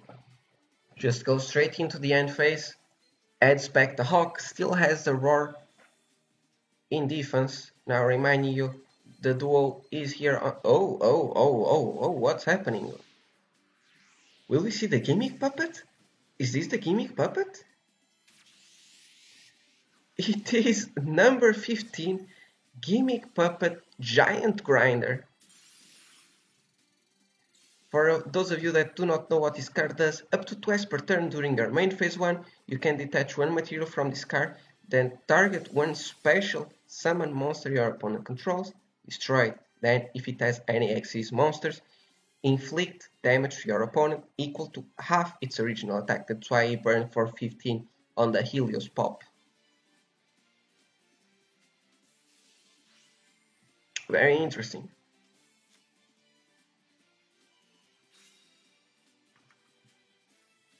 So we'll be able to detach both the Madame Verres so that he will be able to special summon them back with Holiday, or even shuffle them back with Patronus and then just taking out regularly. Well, the first one comes back to the board with a Holiday effect copied by the Jenny. Patronus gonna activate. Is he gonna target the Jenny? No, he targets the Ver, gonna shuffle back the Ver, so that he will now be able to special summon the Ver from the deck by tributing any of the other Witchcrafter monsters, including the Schmidt he has on the field right now. Does he go for the second Ver here? Does not go for the second Ver, goes instead for the collab on the Ver, not on the Schmidt. Interesting. It's not like it matters at this point.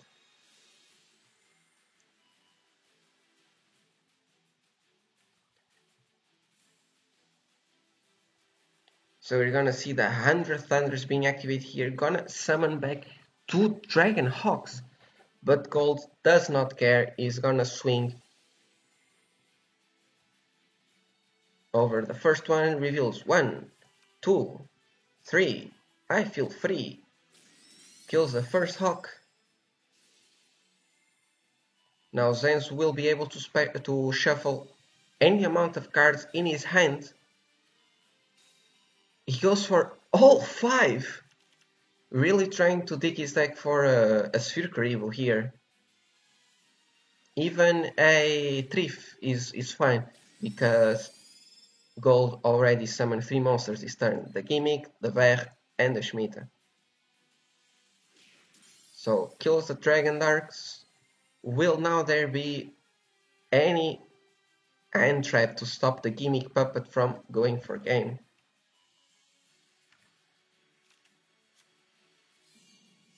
Do we see a hand trap? We do see the Thrift. 3-4 Tres Ops. Oh my god, this is why no one says this guy's name. 3-4 Tres Ops. What the fuck is his name, man? It's not his name. It's Thrift Gaming. Let's go, Pen Best Deck. Yes, too.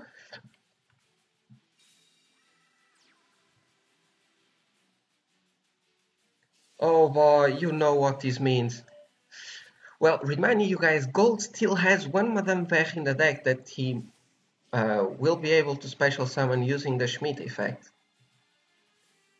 But Zenzu can Destiny Draw. He still has 2 levies somewhere in his deck or a hand.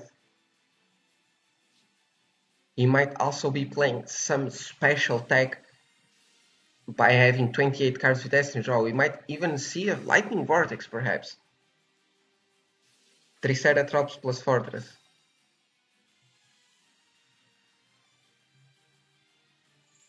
Hey, Danish Salvado, guys. Bem-vindo. So we're gonna see a early tagging out for Schmidt here. Goes through Pitore.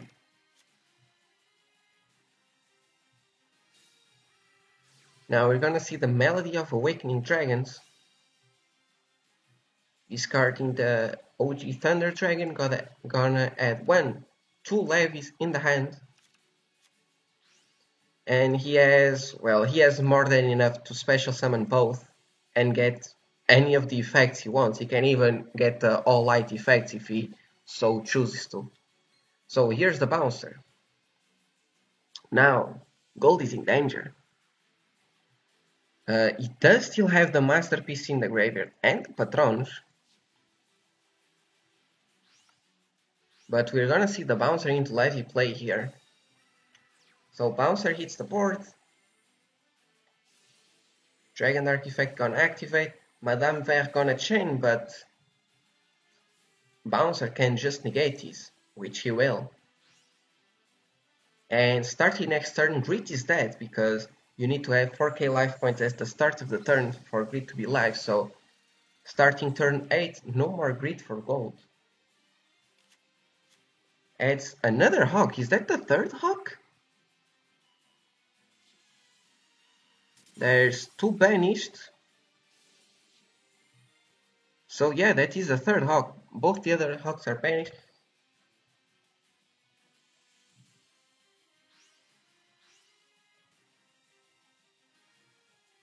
Here's the Masterpiece.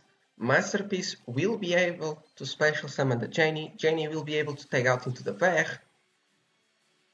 But Ver can no longer use the effect to negate, but it can still use the effect to boost. Reminding you guys that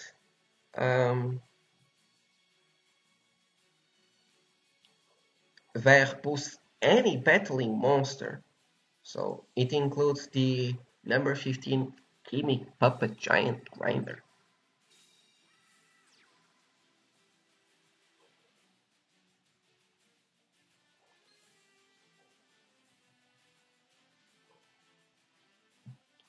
So Zenzu can swing over the Gimmick Puppet, but this is gonna get boosted, my friend. Is still less. Hello?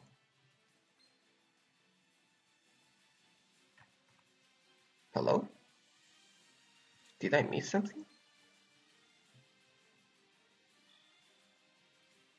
Oh, it needs to be a spellcaster. Never mind, never mind. It needs to be a spellcaster. The battling monster needs to be a spellcaster. My bad, guys. Cannot boost Gimmick Puppet.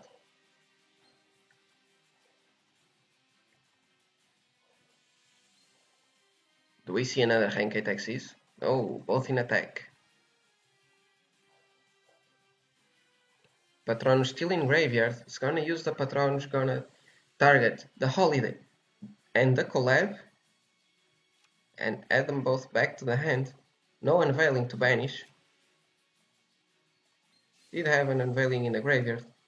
He could have banished the Unveiling with the Gen instead of banishing a second Holiday, but at this point he has so many spell cards, it's not like it matters.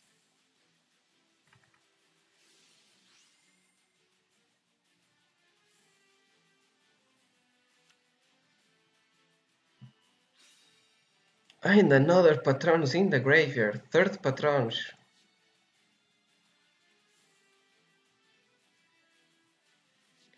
Now this will be lethal unless there is 2 Circuribus in the hand from Zenzu.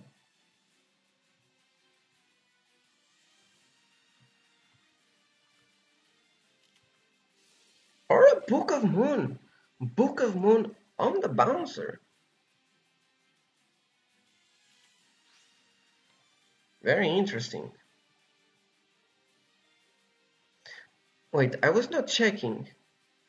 Does he not have enough spells to boost over the Levy? And that's why...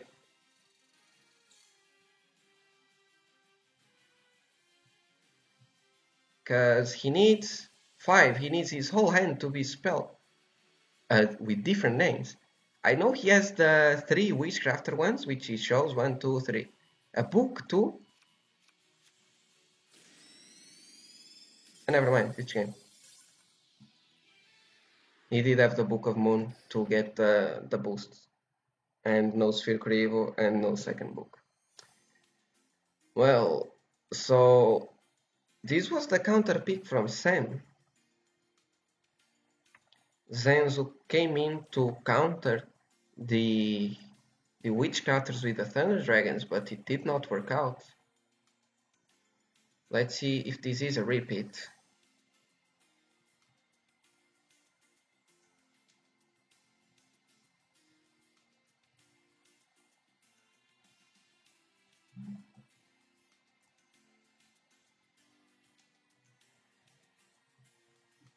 It is indeed a repeat, so one less repeat for Sam.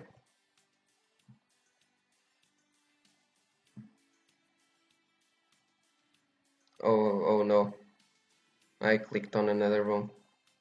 Oh boy.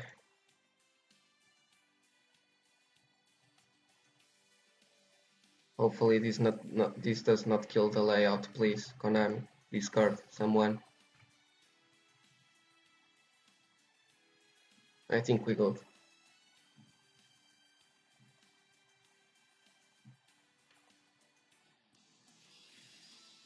Okay, so we're gonna see a repeat here.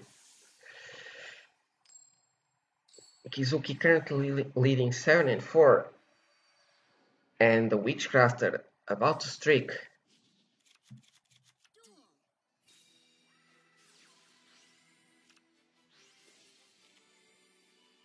So Zenzo with a much better opening this time. Last time it was really sad. The Roar grabbing back the OG. This time he opens with both Sark and Aloof.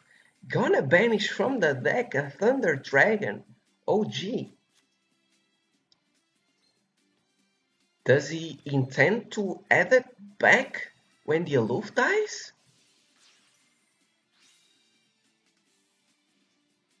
I guess we will find out.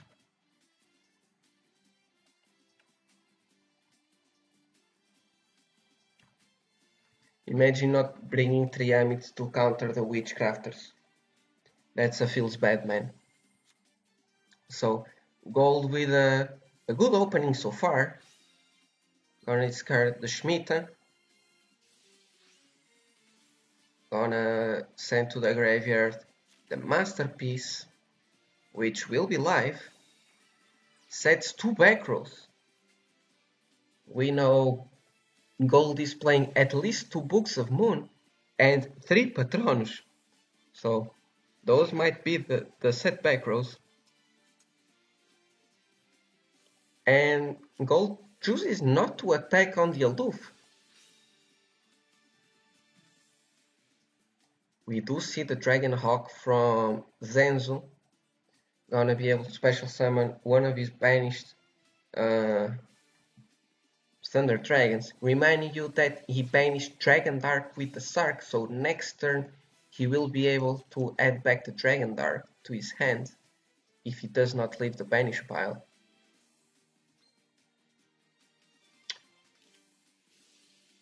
Now we do see the battle phase, we're gonna see the Patronus. Patronus is gonna be able to target and shuffle back the Shemitah to add back any Witchcrafter spell from his deck to his hand, and he chooses the Holiday.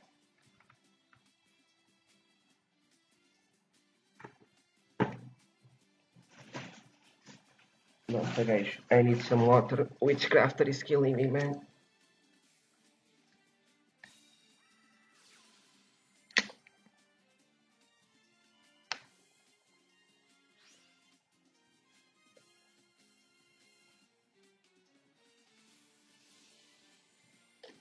Stay hydrated, boys. And traps.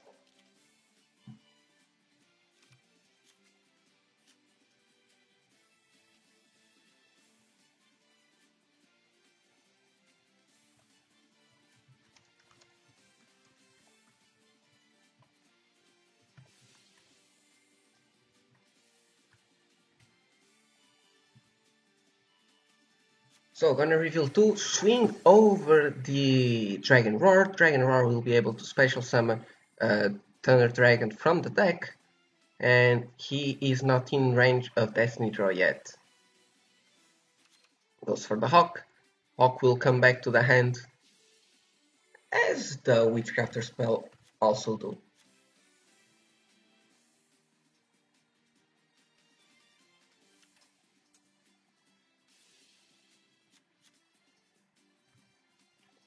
So Gold Sark Forbidden Effect gonna activate and add back the Dragon Dart that was banished to his hand. Now Zenzo has a lot of cards here, 6 in the hand to be exact, and the Aloof on the board. Discards Dragon Dark for Dragon Dark. He does have enough for a Levy now.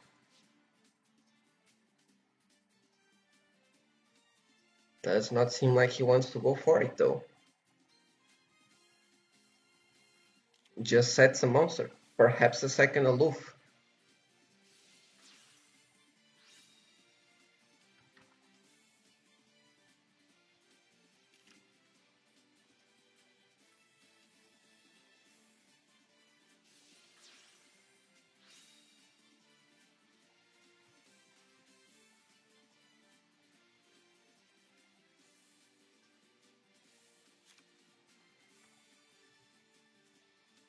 So we see Schmeta taking out for Pittore, Pittore taking out for Schmita. Pittore effect activate, draw a card, discard the Witchcrafter card. Discards another Patronus. My god. Patronus and Masterpiece in the graveyard for the side of Gold. Gold already has so many resources.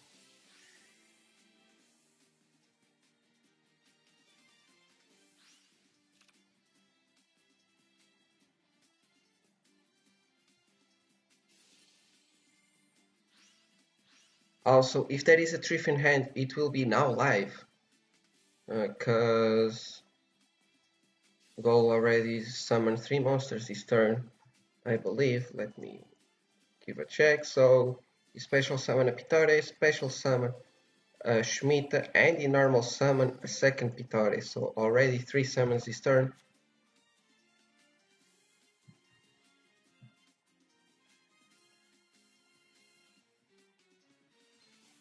Gonna swing with the Pittore into the Aloof. Kills the Aloof.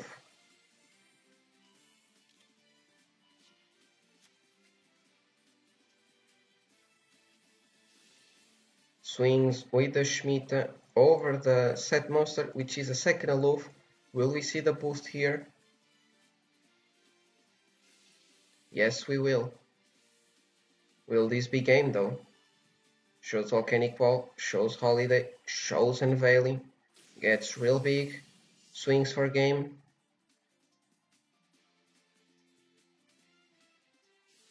And there is indeed a Triff in the hand.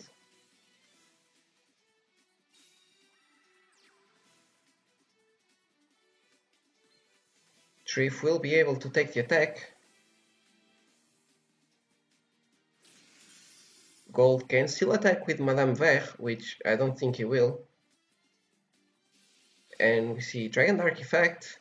Do we see a second Triff perhaps?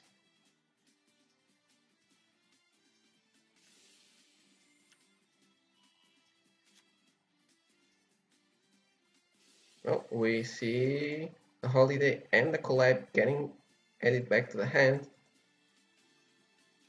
We know that Gold has at least 4 different spell cards in the hand, being the 3 Witchcrafted ones and Volcanic Wall.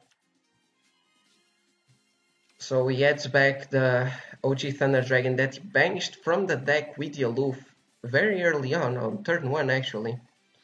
And we're gonna see Levy number 1. Banishes all 3 Thunder Dragons, Dark, Roar and Hawk. Activates Dark, activates Roar and activates Hawk.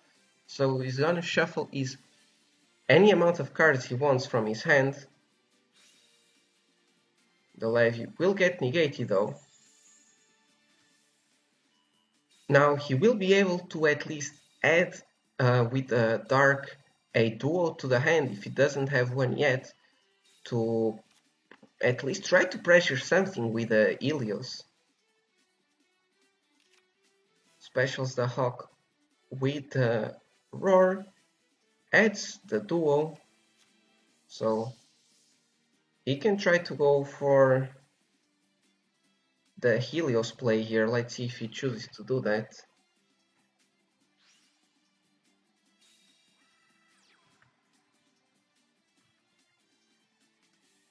It does summon the duo. Do we see the Xyz Shokan? Yes, we do. Xyz Shokan. Hieratic Sun Dragon, Overlord of Heliopause. Oh my god, is this deja vu? Is this deja vu? I think I've seen this exact thing happen before.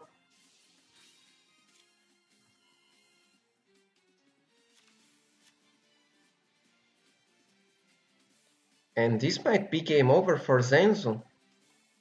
Unless he's playing some weird spice in those 28 cards. He might be spent already. Like, we know he still has Levy. Still has 2 Levies actually.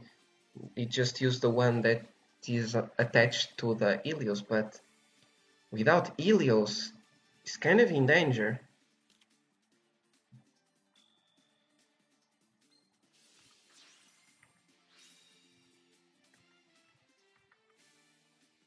So we're gonna see Pittore activating here. Also, I just realized something. The turn before, turn 6, Gold could have played around the Thrift and gone for game with just a Ver and a Schmidt. I don't know why he normal summoned the Pittore at the end. He just played into the Thrift. Like, it's not like it's gonna matter, because it should still win, but still weird play. So we're gonna see the number 15 Gimmick Puppet Giant Grinder with his giant foot here. That's giant toes, man. He's gonna be able to pop the Ilios. He's also gonna be able to pop the other set monster if he chooses to. Will Holiday grab back the Madame Ver?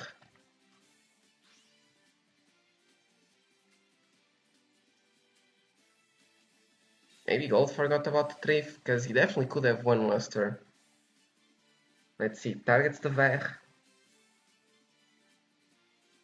with the collab.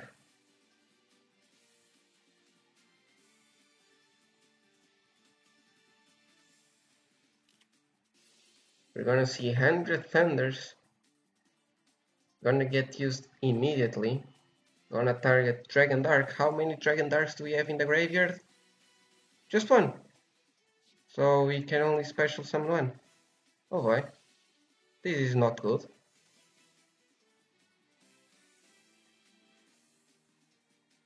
I wonder why he chose not to pop the set monster. So reveals one collab, reveals the unveiling, reveals the volcanic wall, boosts by 3k. Dragon Dark effect will activate to add any Thunder Dragon card from his deck to his hand. Chooses a Roar.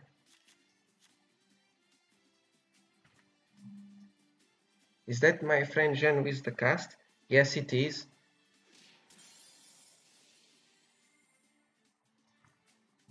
Swings over the Aloof. He can add back Thrift.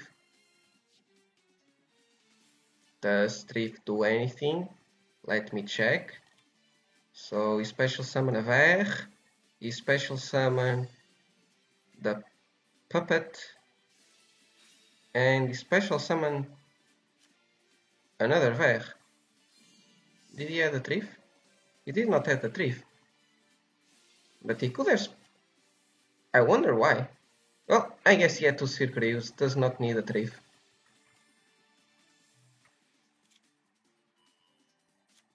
Oh, it can only pop special summon monsters. Yeah, you're right, you're right.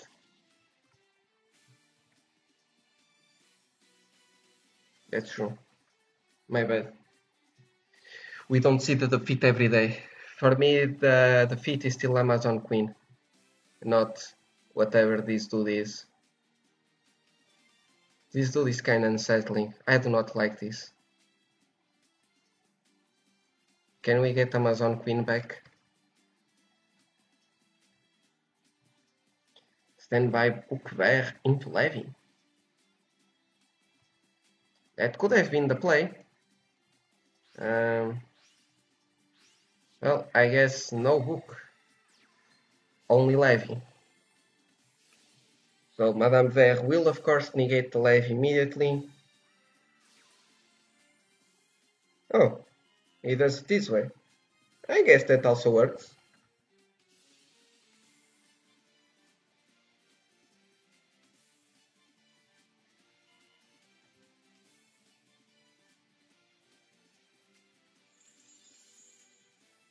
Yeah, I wonder why Zenz did not add back the Thrift with the Aloof. He chose to add a Hawk. Does he not have any more Hawks?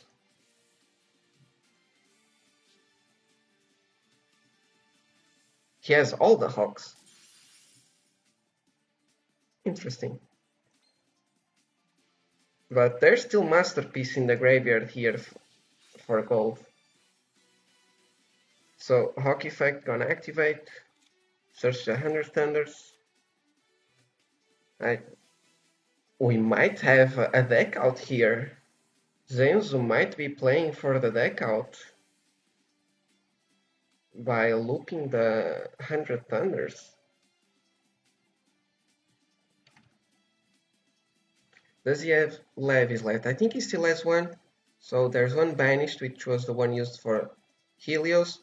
And yeah, and there's the one face down. So there is still one more levy for Zenzu.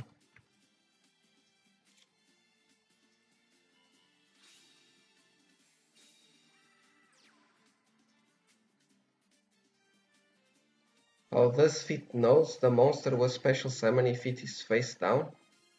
What do you mean? What? it was normal set. Everyone knows that, not only the Fit. Everyone sees that, not only the Fit. So, second Schmidt, huh? Gold saying like, I don't care about deck out, I play localized tornado, I never lose to deck out. Let's look at his graveyard. What we have here? We have 3 Aloofs. Not a lot of Thunder Dragons though. I guess he can special summon Roar and float into something with Roar. And he still has the Levy here. So there's the Levy. Here's the 100 Thunders. Gonna be able to special summon most likely the Roar.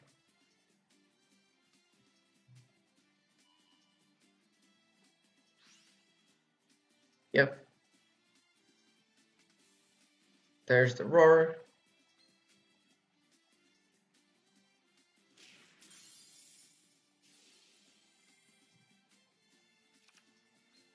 And this might be game here.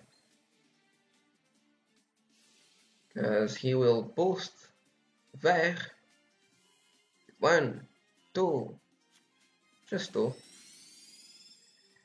Now Zenzu, praying, shuffle my hand, give me Kuribu, one time, Kuribu please. Wait, was there no collab this turn?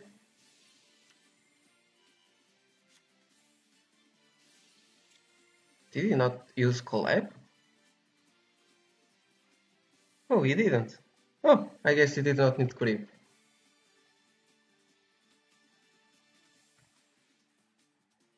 Because there's this collab here. He used a Jenny to copy Holiday.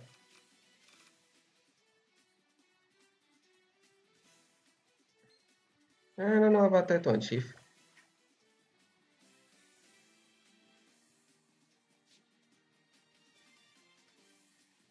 Second Ver is in the graveyard, so if Zenzu wants to win, it is now.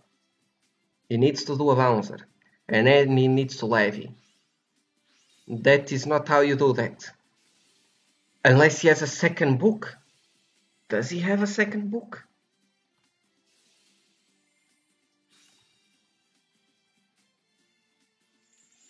No second book. He's gonna shuffle his whole hand once again.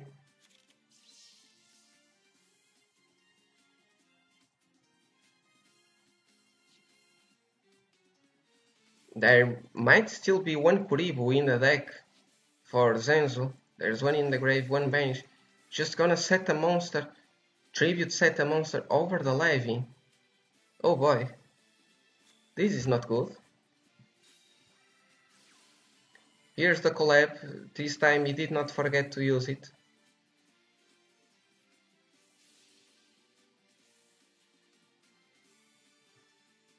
And this might be game. Well, oh, he did get the Sphere Kuribu, and it is a Thrift! But that does not help.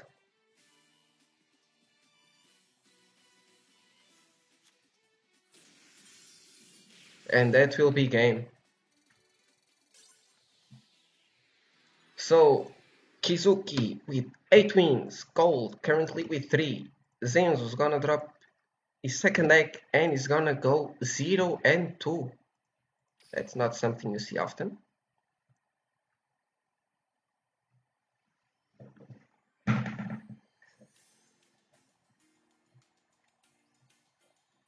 So, Sam, on their last player, wait. Oh, is Hazy after this fourth? Oh, guys, hey, did you know we are sponsored? I will show you video. It's really sciencey. It's 2021. Be how you want to be. Welcome to Science and Stuff. I am so happy to be talking to you, NASA's Science Communication Specialist for the International Space Station. So you're primarily studying bears and you used to study lions. I am a 3D environment artist. Oh, there it is. Blend it. Oh no. Can I dip a French fry in the Great Salt Lake? I think it's yes. Oh no, you're. Oh no. My mind. Subscribe to CBS Unstoppable on Twitch. Okay, did you guys like that? I have stuff to say. Wait. Where is it? It's actually kinda cool how some of these people that work at the highest level of jobs, like the ones in International Space Station or organic chemists and biologists, are gathering together to have a good time and chill together with this in real life, just chatting and gaming content, the latter which is also with the developers of said games. It's a new experience for them, I'd assume, and I'm sure it'd be fun for both of them and the viewers. So make sure to check them out at CBS Unstoppable on Twitch. Okay guys, sponsorship Jano is done. We're farming these sponsorships, let's go. Do we have a next match? Almost. So Raymond is up next.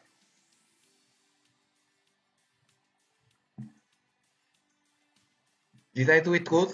Hazy? Should I do it again? I got nervous. Sponsorship Jan is very inexperienced. We good, cool. Let's go. Very cool.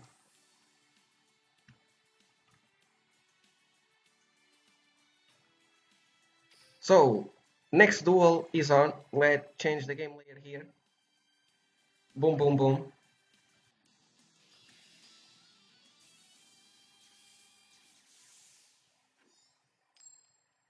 CBS Unstoppable stocks just went up by 1000% just for me saying their name. Let's go. Now, Heyman, 20 cards. Gaia. Oh boy. Oh boy. I will tell you guys, I have played this matchup on the side of Gaia and I did not have a lot of fun. I will just put it this way. Because the 2800 defense from Ver is quite annoying. Let's see if Raymond can do this. He does open the combo.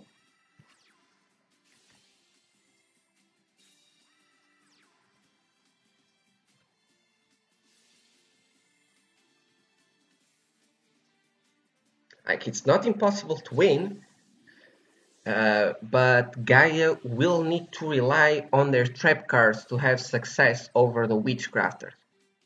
Raymond does have one set. Will that be enough?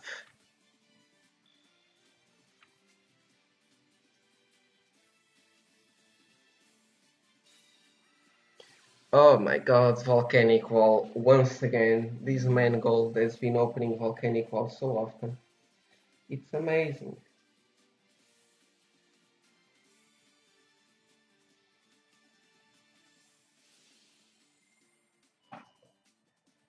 So Raymond says, no, no Volcanic Wall here.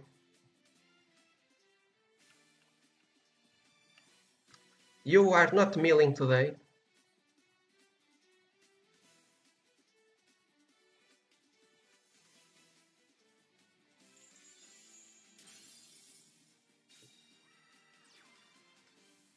Pops the Volcanic Wall.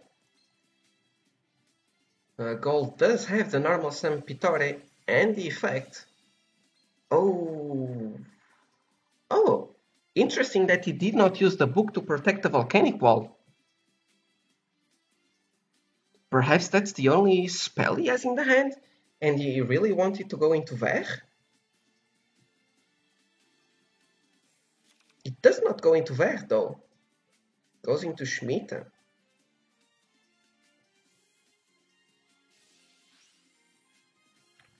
Interesting.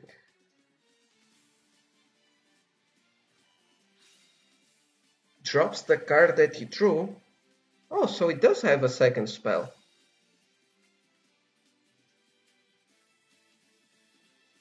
I guess he just wanted to bait the guy with the volcanic wall? Question mark?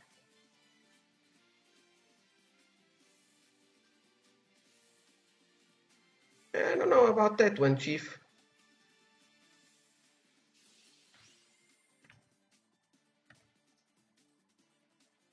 So Shemitah gonna activate, gonna be able to mill, or to Foolish Burial, the Masterpiece. No sets from Gold. Do we see a...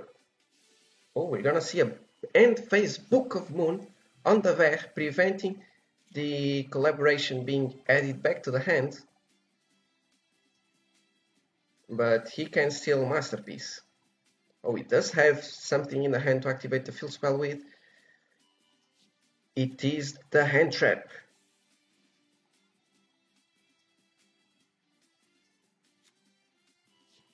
And the Dark Flare.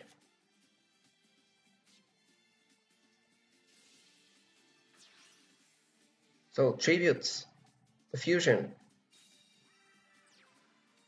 For the Soldier Gaia, the Fierce Knight. We'll now be able to go into the Bad Fusion. Bad Fusion plus Dark Flare is exact lethal. So this will force Gold to use the Masterpiece in the main phase, unless he wants to lose, which I don't think he wants to. Grit does exist. He will not lose because of Grit, but he loses a lot of stuff, and he's only at 1 life point. So here's the Spear Strike.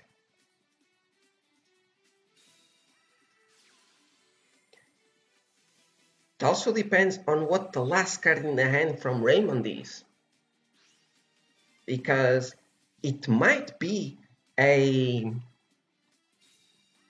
Dragon's Mirror. That would be lethal over the Grit. We're gonna see Masterpiece being activated. We're gonna banish 3 spells, special summon the Pitore. So this is no longer game, goes into the battle phase. We'll be able to clear the Ver, shut down the Grit, and kill the Pitore.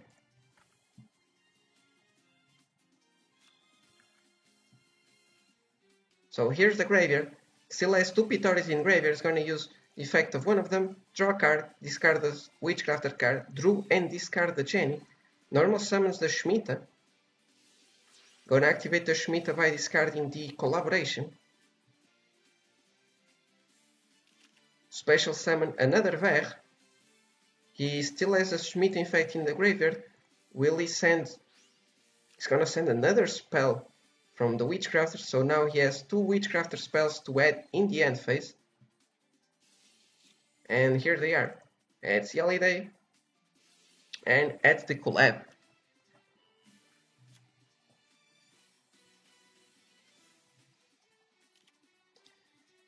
Now there is one play that might end the game here. I wonder if we will see it. We did not see it.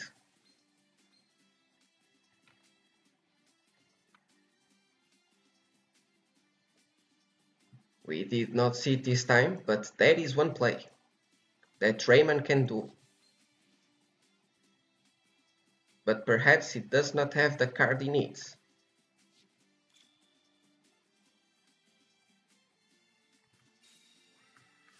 It's not only Dragon's Mirror top deck, there's another one, Bans. Top deck Dragon's Mirror also works, but there's another one.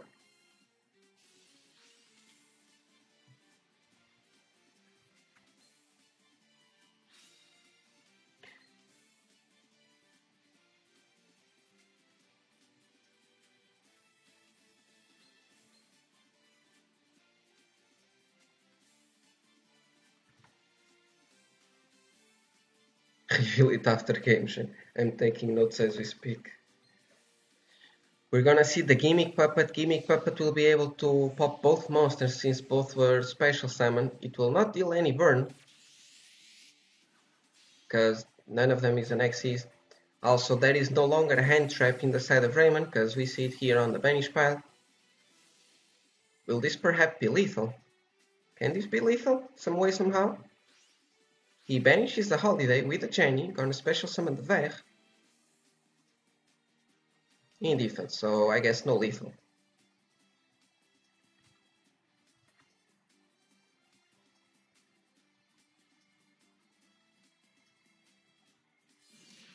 I can tell you that the play now, the play that he could have done, but he did not have the card, was he tries to go battle phase, the Madame Ver is gonna negate, of course, and after that you say you want to continue your main phase, and you tribute summon your fusion with a level 5 Cursed Dragonfire, and then you Xyz with a Dark Flare and the Cursed Dragonfire into, I don't know, Adreus, you pop, you swing, and it's game. I guess he did not have the Cursed Dragonfire that turn, so he was not able to do that. We are gonna see another Gaia. This is the third one here, another one here, so this is the last level 7 Gaia, and it's gonna get negated.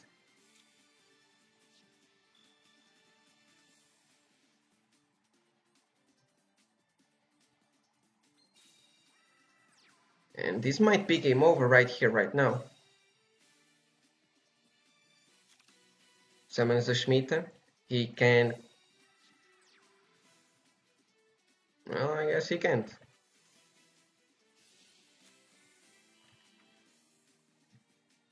Just gonna go end phase, add a bunch of spells to the hand. 2 to be exact, collab and unveil. There's no Holiday in the graveyard because it was banished. The thing is that Raymond is very spent right now. He already went through all these guys. Oh, but there's the Dragon's Mirror from the top. Will it be enough though? We're gonna see Patronus on the response.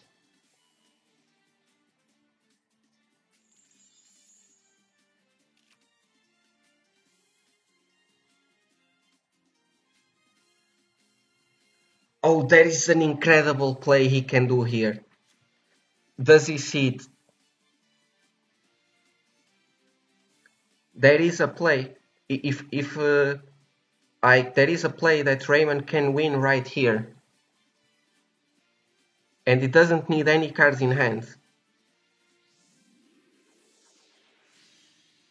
Oh, that's not the play.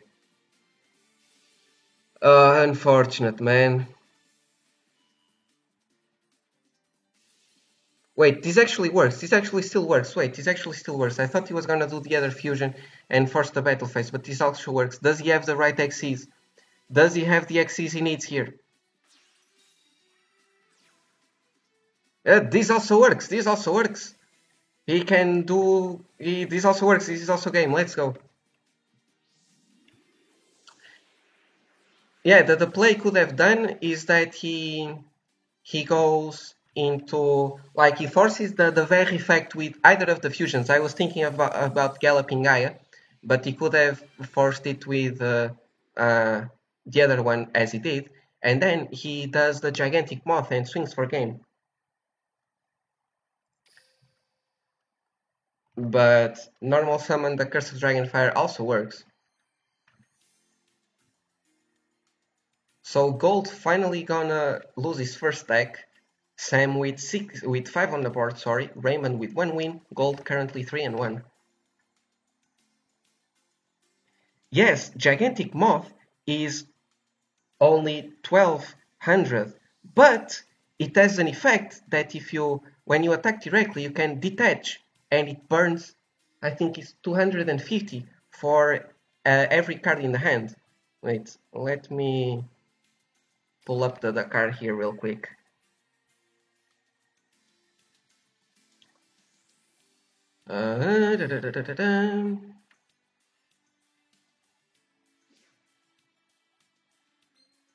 Let's see, where is Gigantic Moth? Gigantic Moth, it's here. So, if you control no monsters, this card can attack directly, but when it does so using this effect, the battle damage inflicted to your opponent is halved, so it's the 1200. But, when this card inflicts battle damage to your opponent, you can detach 1 Xyz material from this card, inflict 250 damage to your opponent for each card in their hand. And he had 2 cards in the hand. So, that could have been a play. But let's go into the next one. Ei, Juvampira, bem-vinda. Nossa, BC Golf. But I guess he might have been able to play around it by tagging out the Schmidt, because I think he had exactly 2. Either way, his play got the job done. So, good job, Raymond. He played 2 his outs. Witchcrafter finally off the table, but now there is the Onomat, and the guy does not like the Onomat very much.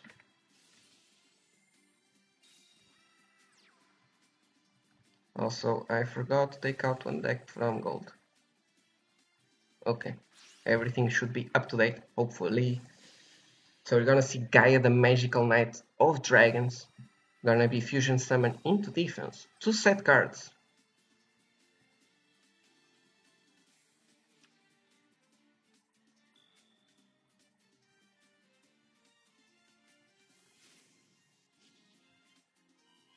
So we're gonna see Onomatoplay being activated immediately. Also Gold playing 21 cards Onomat, gonna reveal and shuffle back the Gaga head to search any other Gaga monster. Goes for the Utopic. Quite interesting. Oh, he's gonna gamble the draw. Or perhaps he already has everything he needs in the hand. Perhaps in these 3 cards there's the sister and the coat, and he was like, well, might as well go for the gamble. So he had indeed the sister in the hand. We will never know if the coat was already in the hand or not. Oh, or maybe we will. We see the Chalice coming out on the sister, but the Forbidden Lance on response. Gonna negate the Forbidden Chalice. Or does not negate the Forbidden Chalice, just makes that the sister is not affected.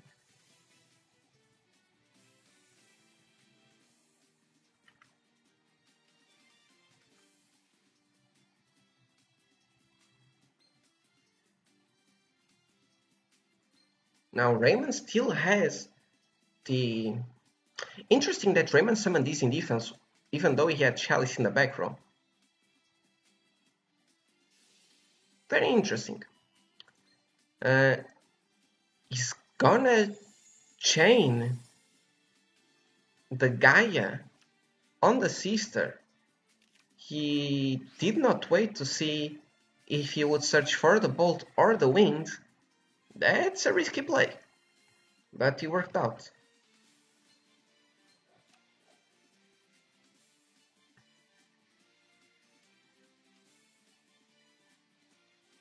So if Raymond top decked Soldier or Dark Flare, he threatens lethal here.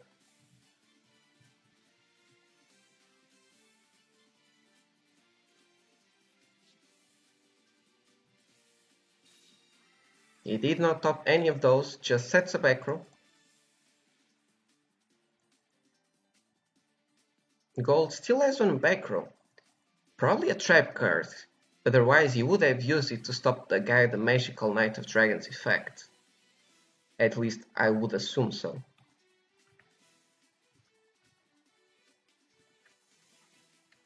We in the trash? I might agree, but we have seen it today. So, goes to the battle phase.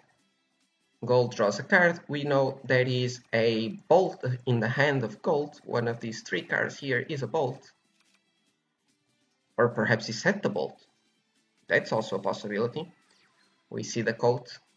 There is an utopic to be special summoned from the graveyard here. If he chooses to.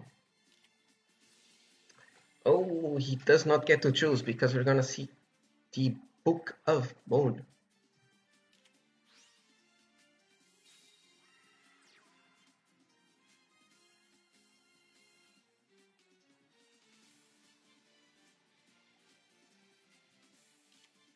Huh. This was played interestingly from Raymond here. I think he might have used the Guy effect too early. Did not have to.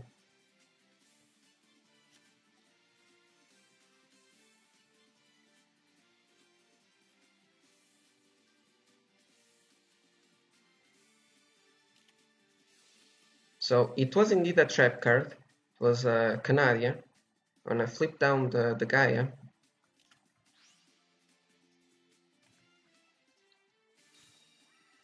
I would assume so. No. Assume so. Porra. Ai, ai. Yu-Gi-Oh! With enthusiasm. Assume so. So, Colt flips face up. No Book of Moon this time.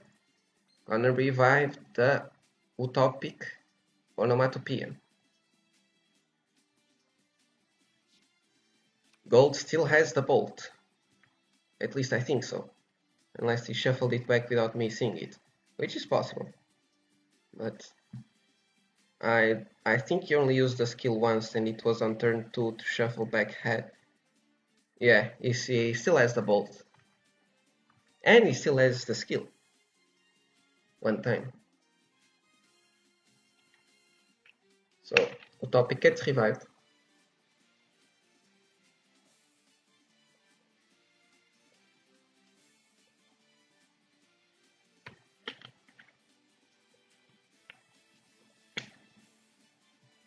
Now, will we see the bolt here?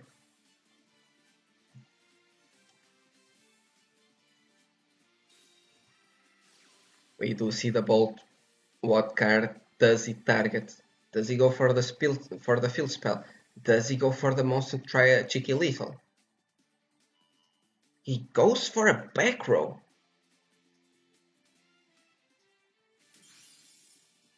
Hits a Fiendish Chain.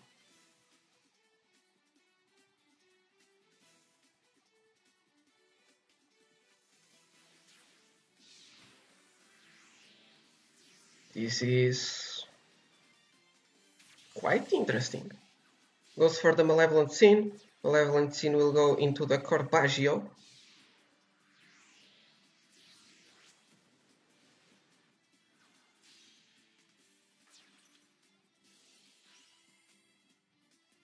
Second Fiendish Chain, perhaps.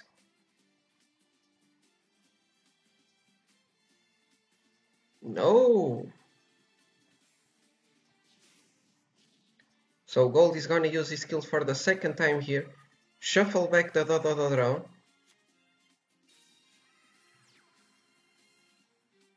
I wonder why he didn't draw the Utopic. But it is what it is. And now he tries to go for lethal. First attack goes through.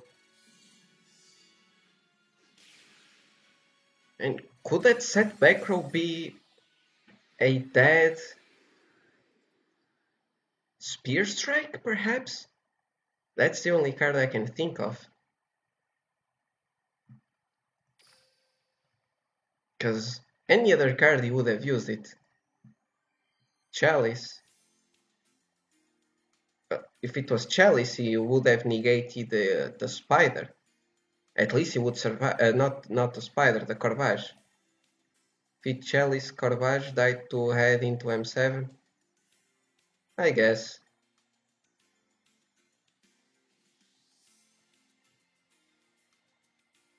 Yeah, because he didn't normal yet.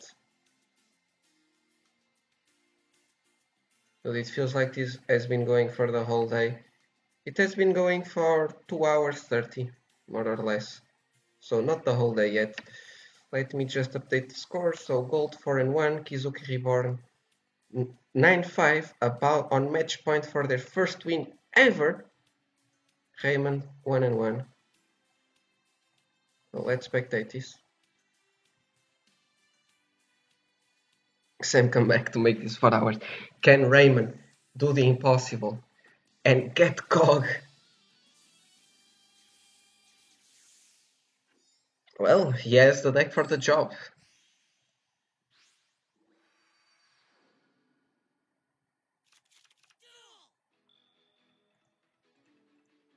So gold going first. That is not ideal. Usually won't go second in the mirror. He does open with a sister, not having to use the skill.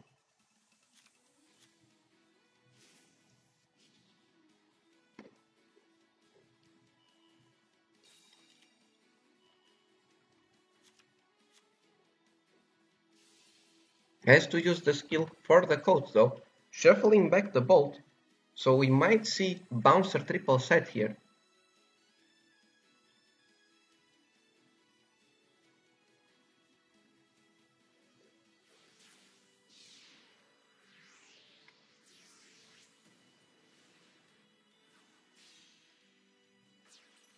Goes for M7. And grabs back the sister, so M7 triple set? Just 2 sets. Okay.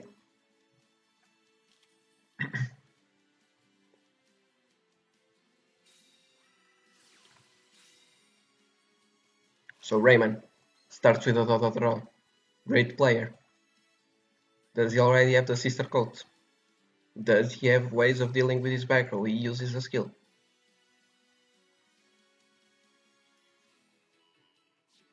Reveals dot draw and shuffles it back to grab the sister. Grab the sister. Any sister grabbers in chat? Is Raymond the sister grabber? Question mark.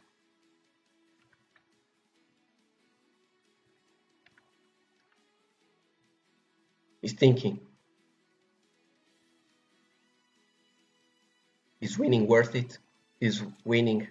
Oh, he is a sister grabber. Let's go. He grabs the sister. Sister is grabbed. His sister summoned though. Oh, he starts with Utopic. Interesting. This kind of tells me this man does not have a code.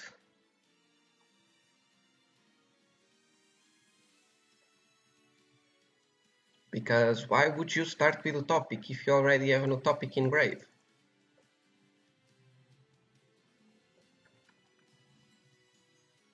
Grab him by the sister. What the?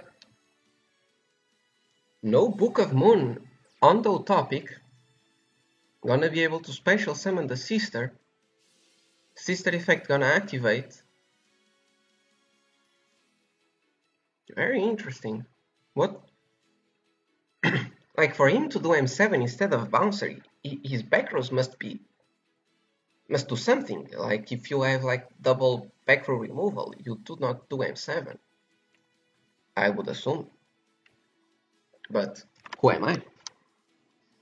I'm just a humble caster. I don't even play this game.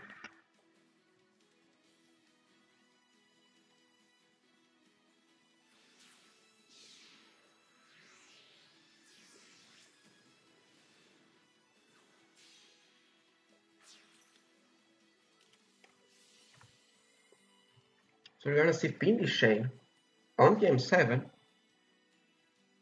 Okay, so that's why he waited. Because Pindy Shaneing the Utopic could have been a gamble, because he could run from that with a book.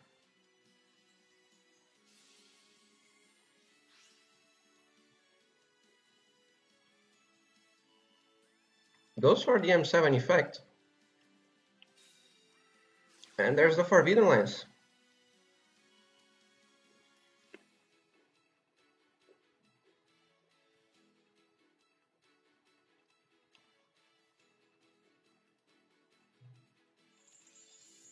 And there is nothing gold can do about that. 2 back rows from Raymond. And swings for 19. Now M7 is chained once again.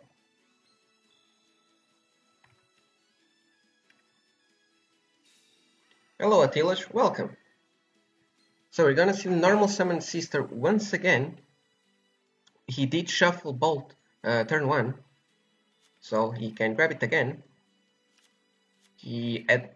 But you're gonna see a Book of Moon immediately on the sister. Flip that sister face down. That's what we like. Let's go. Raymond not only grabs his own sister, he flips gold sister face down. Raymond is a savage, my god. Now does Raymond top deck a Nonomad card to do a head play here?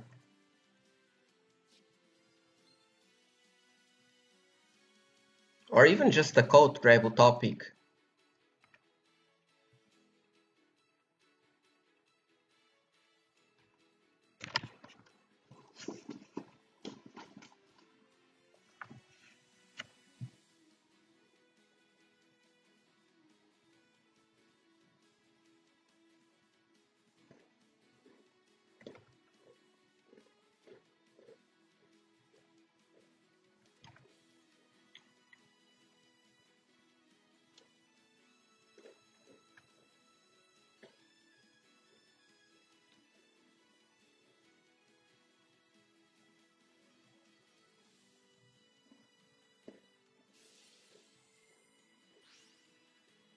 M7 effect, do we see perhaps a Book of Moon here?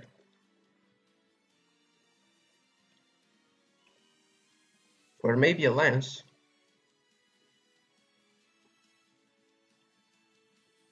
From the side of Raymond. We do see the Book of Moon. Second Book of Moon gonna flip down his own M7, so it's no longer chained. And add back the sister. Now, he can still search both because he haven't used Sister's effect. He's turn 2 we special summon the sister with the utopic, and Sister's effect only activates when normal summon. So here's the bolt. We know on the side of gold there is a face down sister. It's gonna onomato play. Shuffles back the bolt, searches the code.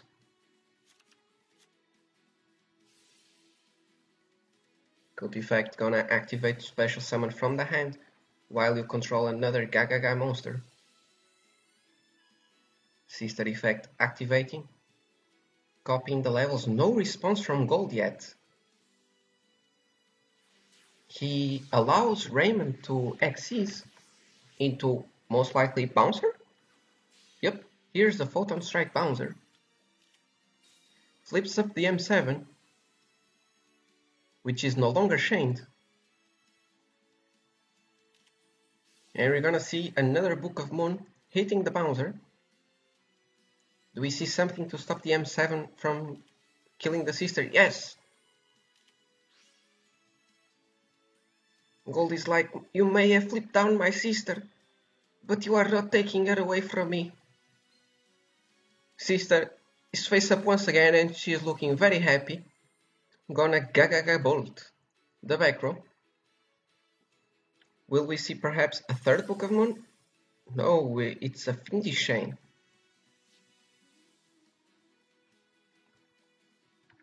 So Raymond is in danger now. I'm pretty sure we know that gold has a coat in the hand.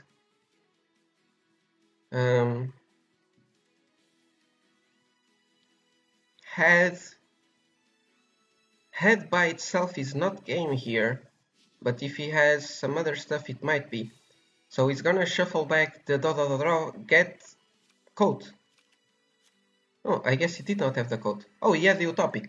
Okay, this should be game for gold, and it should be the war.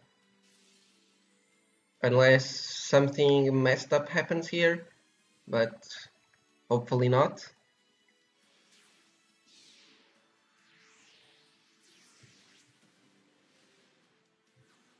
So here's the M7.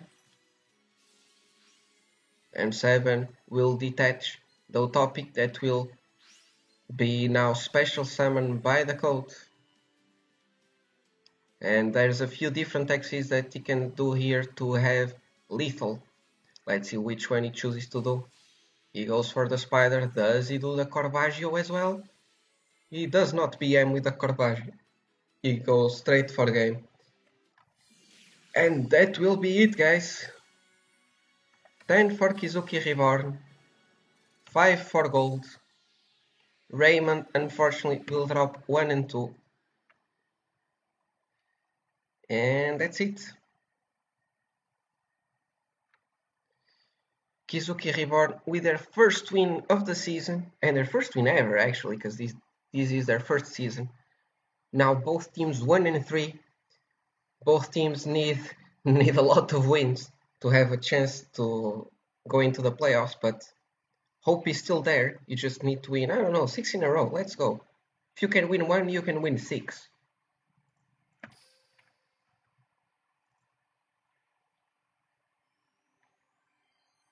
And if Mr. Hazy can do some raids, that would be greatly appreciated. GG's to both teams. Best of luck to both of them in the following weeks. Let me go say GG's to them. GG's. GG's has been said. And if you can win 6, you can win all the others. Exactly. That's exactly how we win this. Just 1 week at a time. If you can win 1, you can win all of them. Just take it week by week. And when you know it, you are 2-time champion.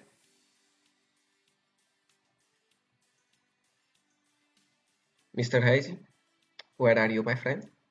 Why are we not trading? Hey guys, did you know there is this weird dude running here? He's actually not running, he's jogging. The more you know.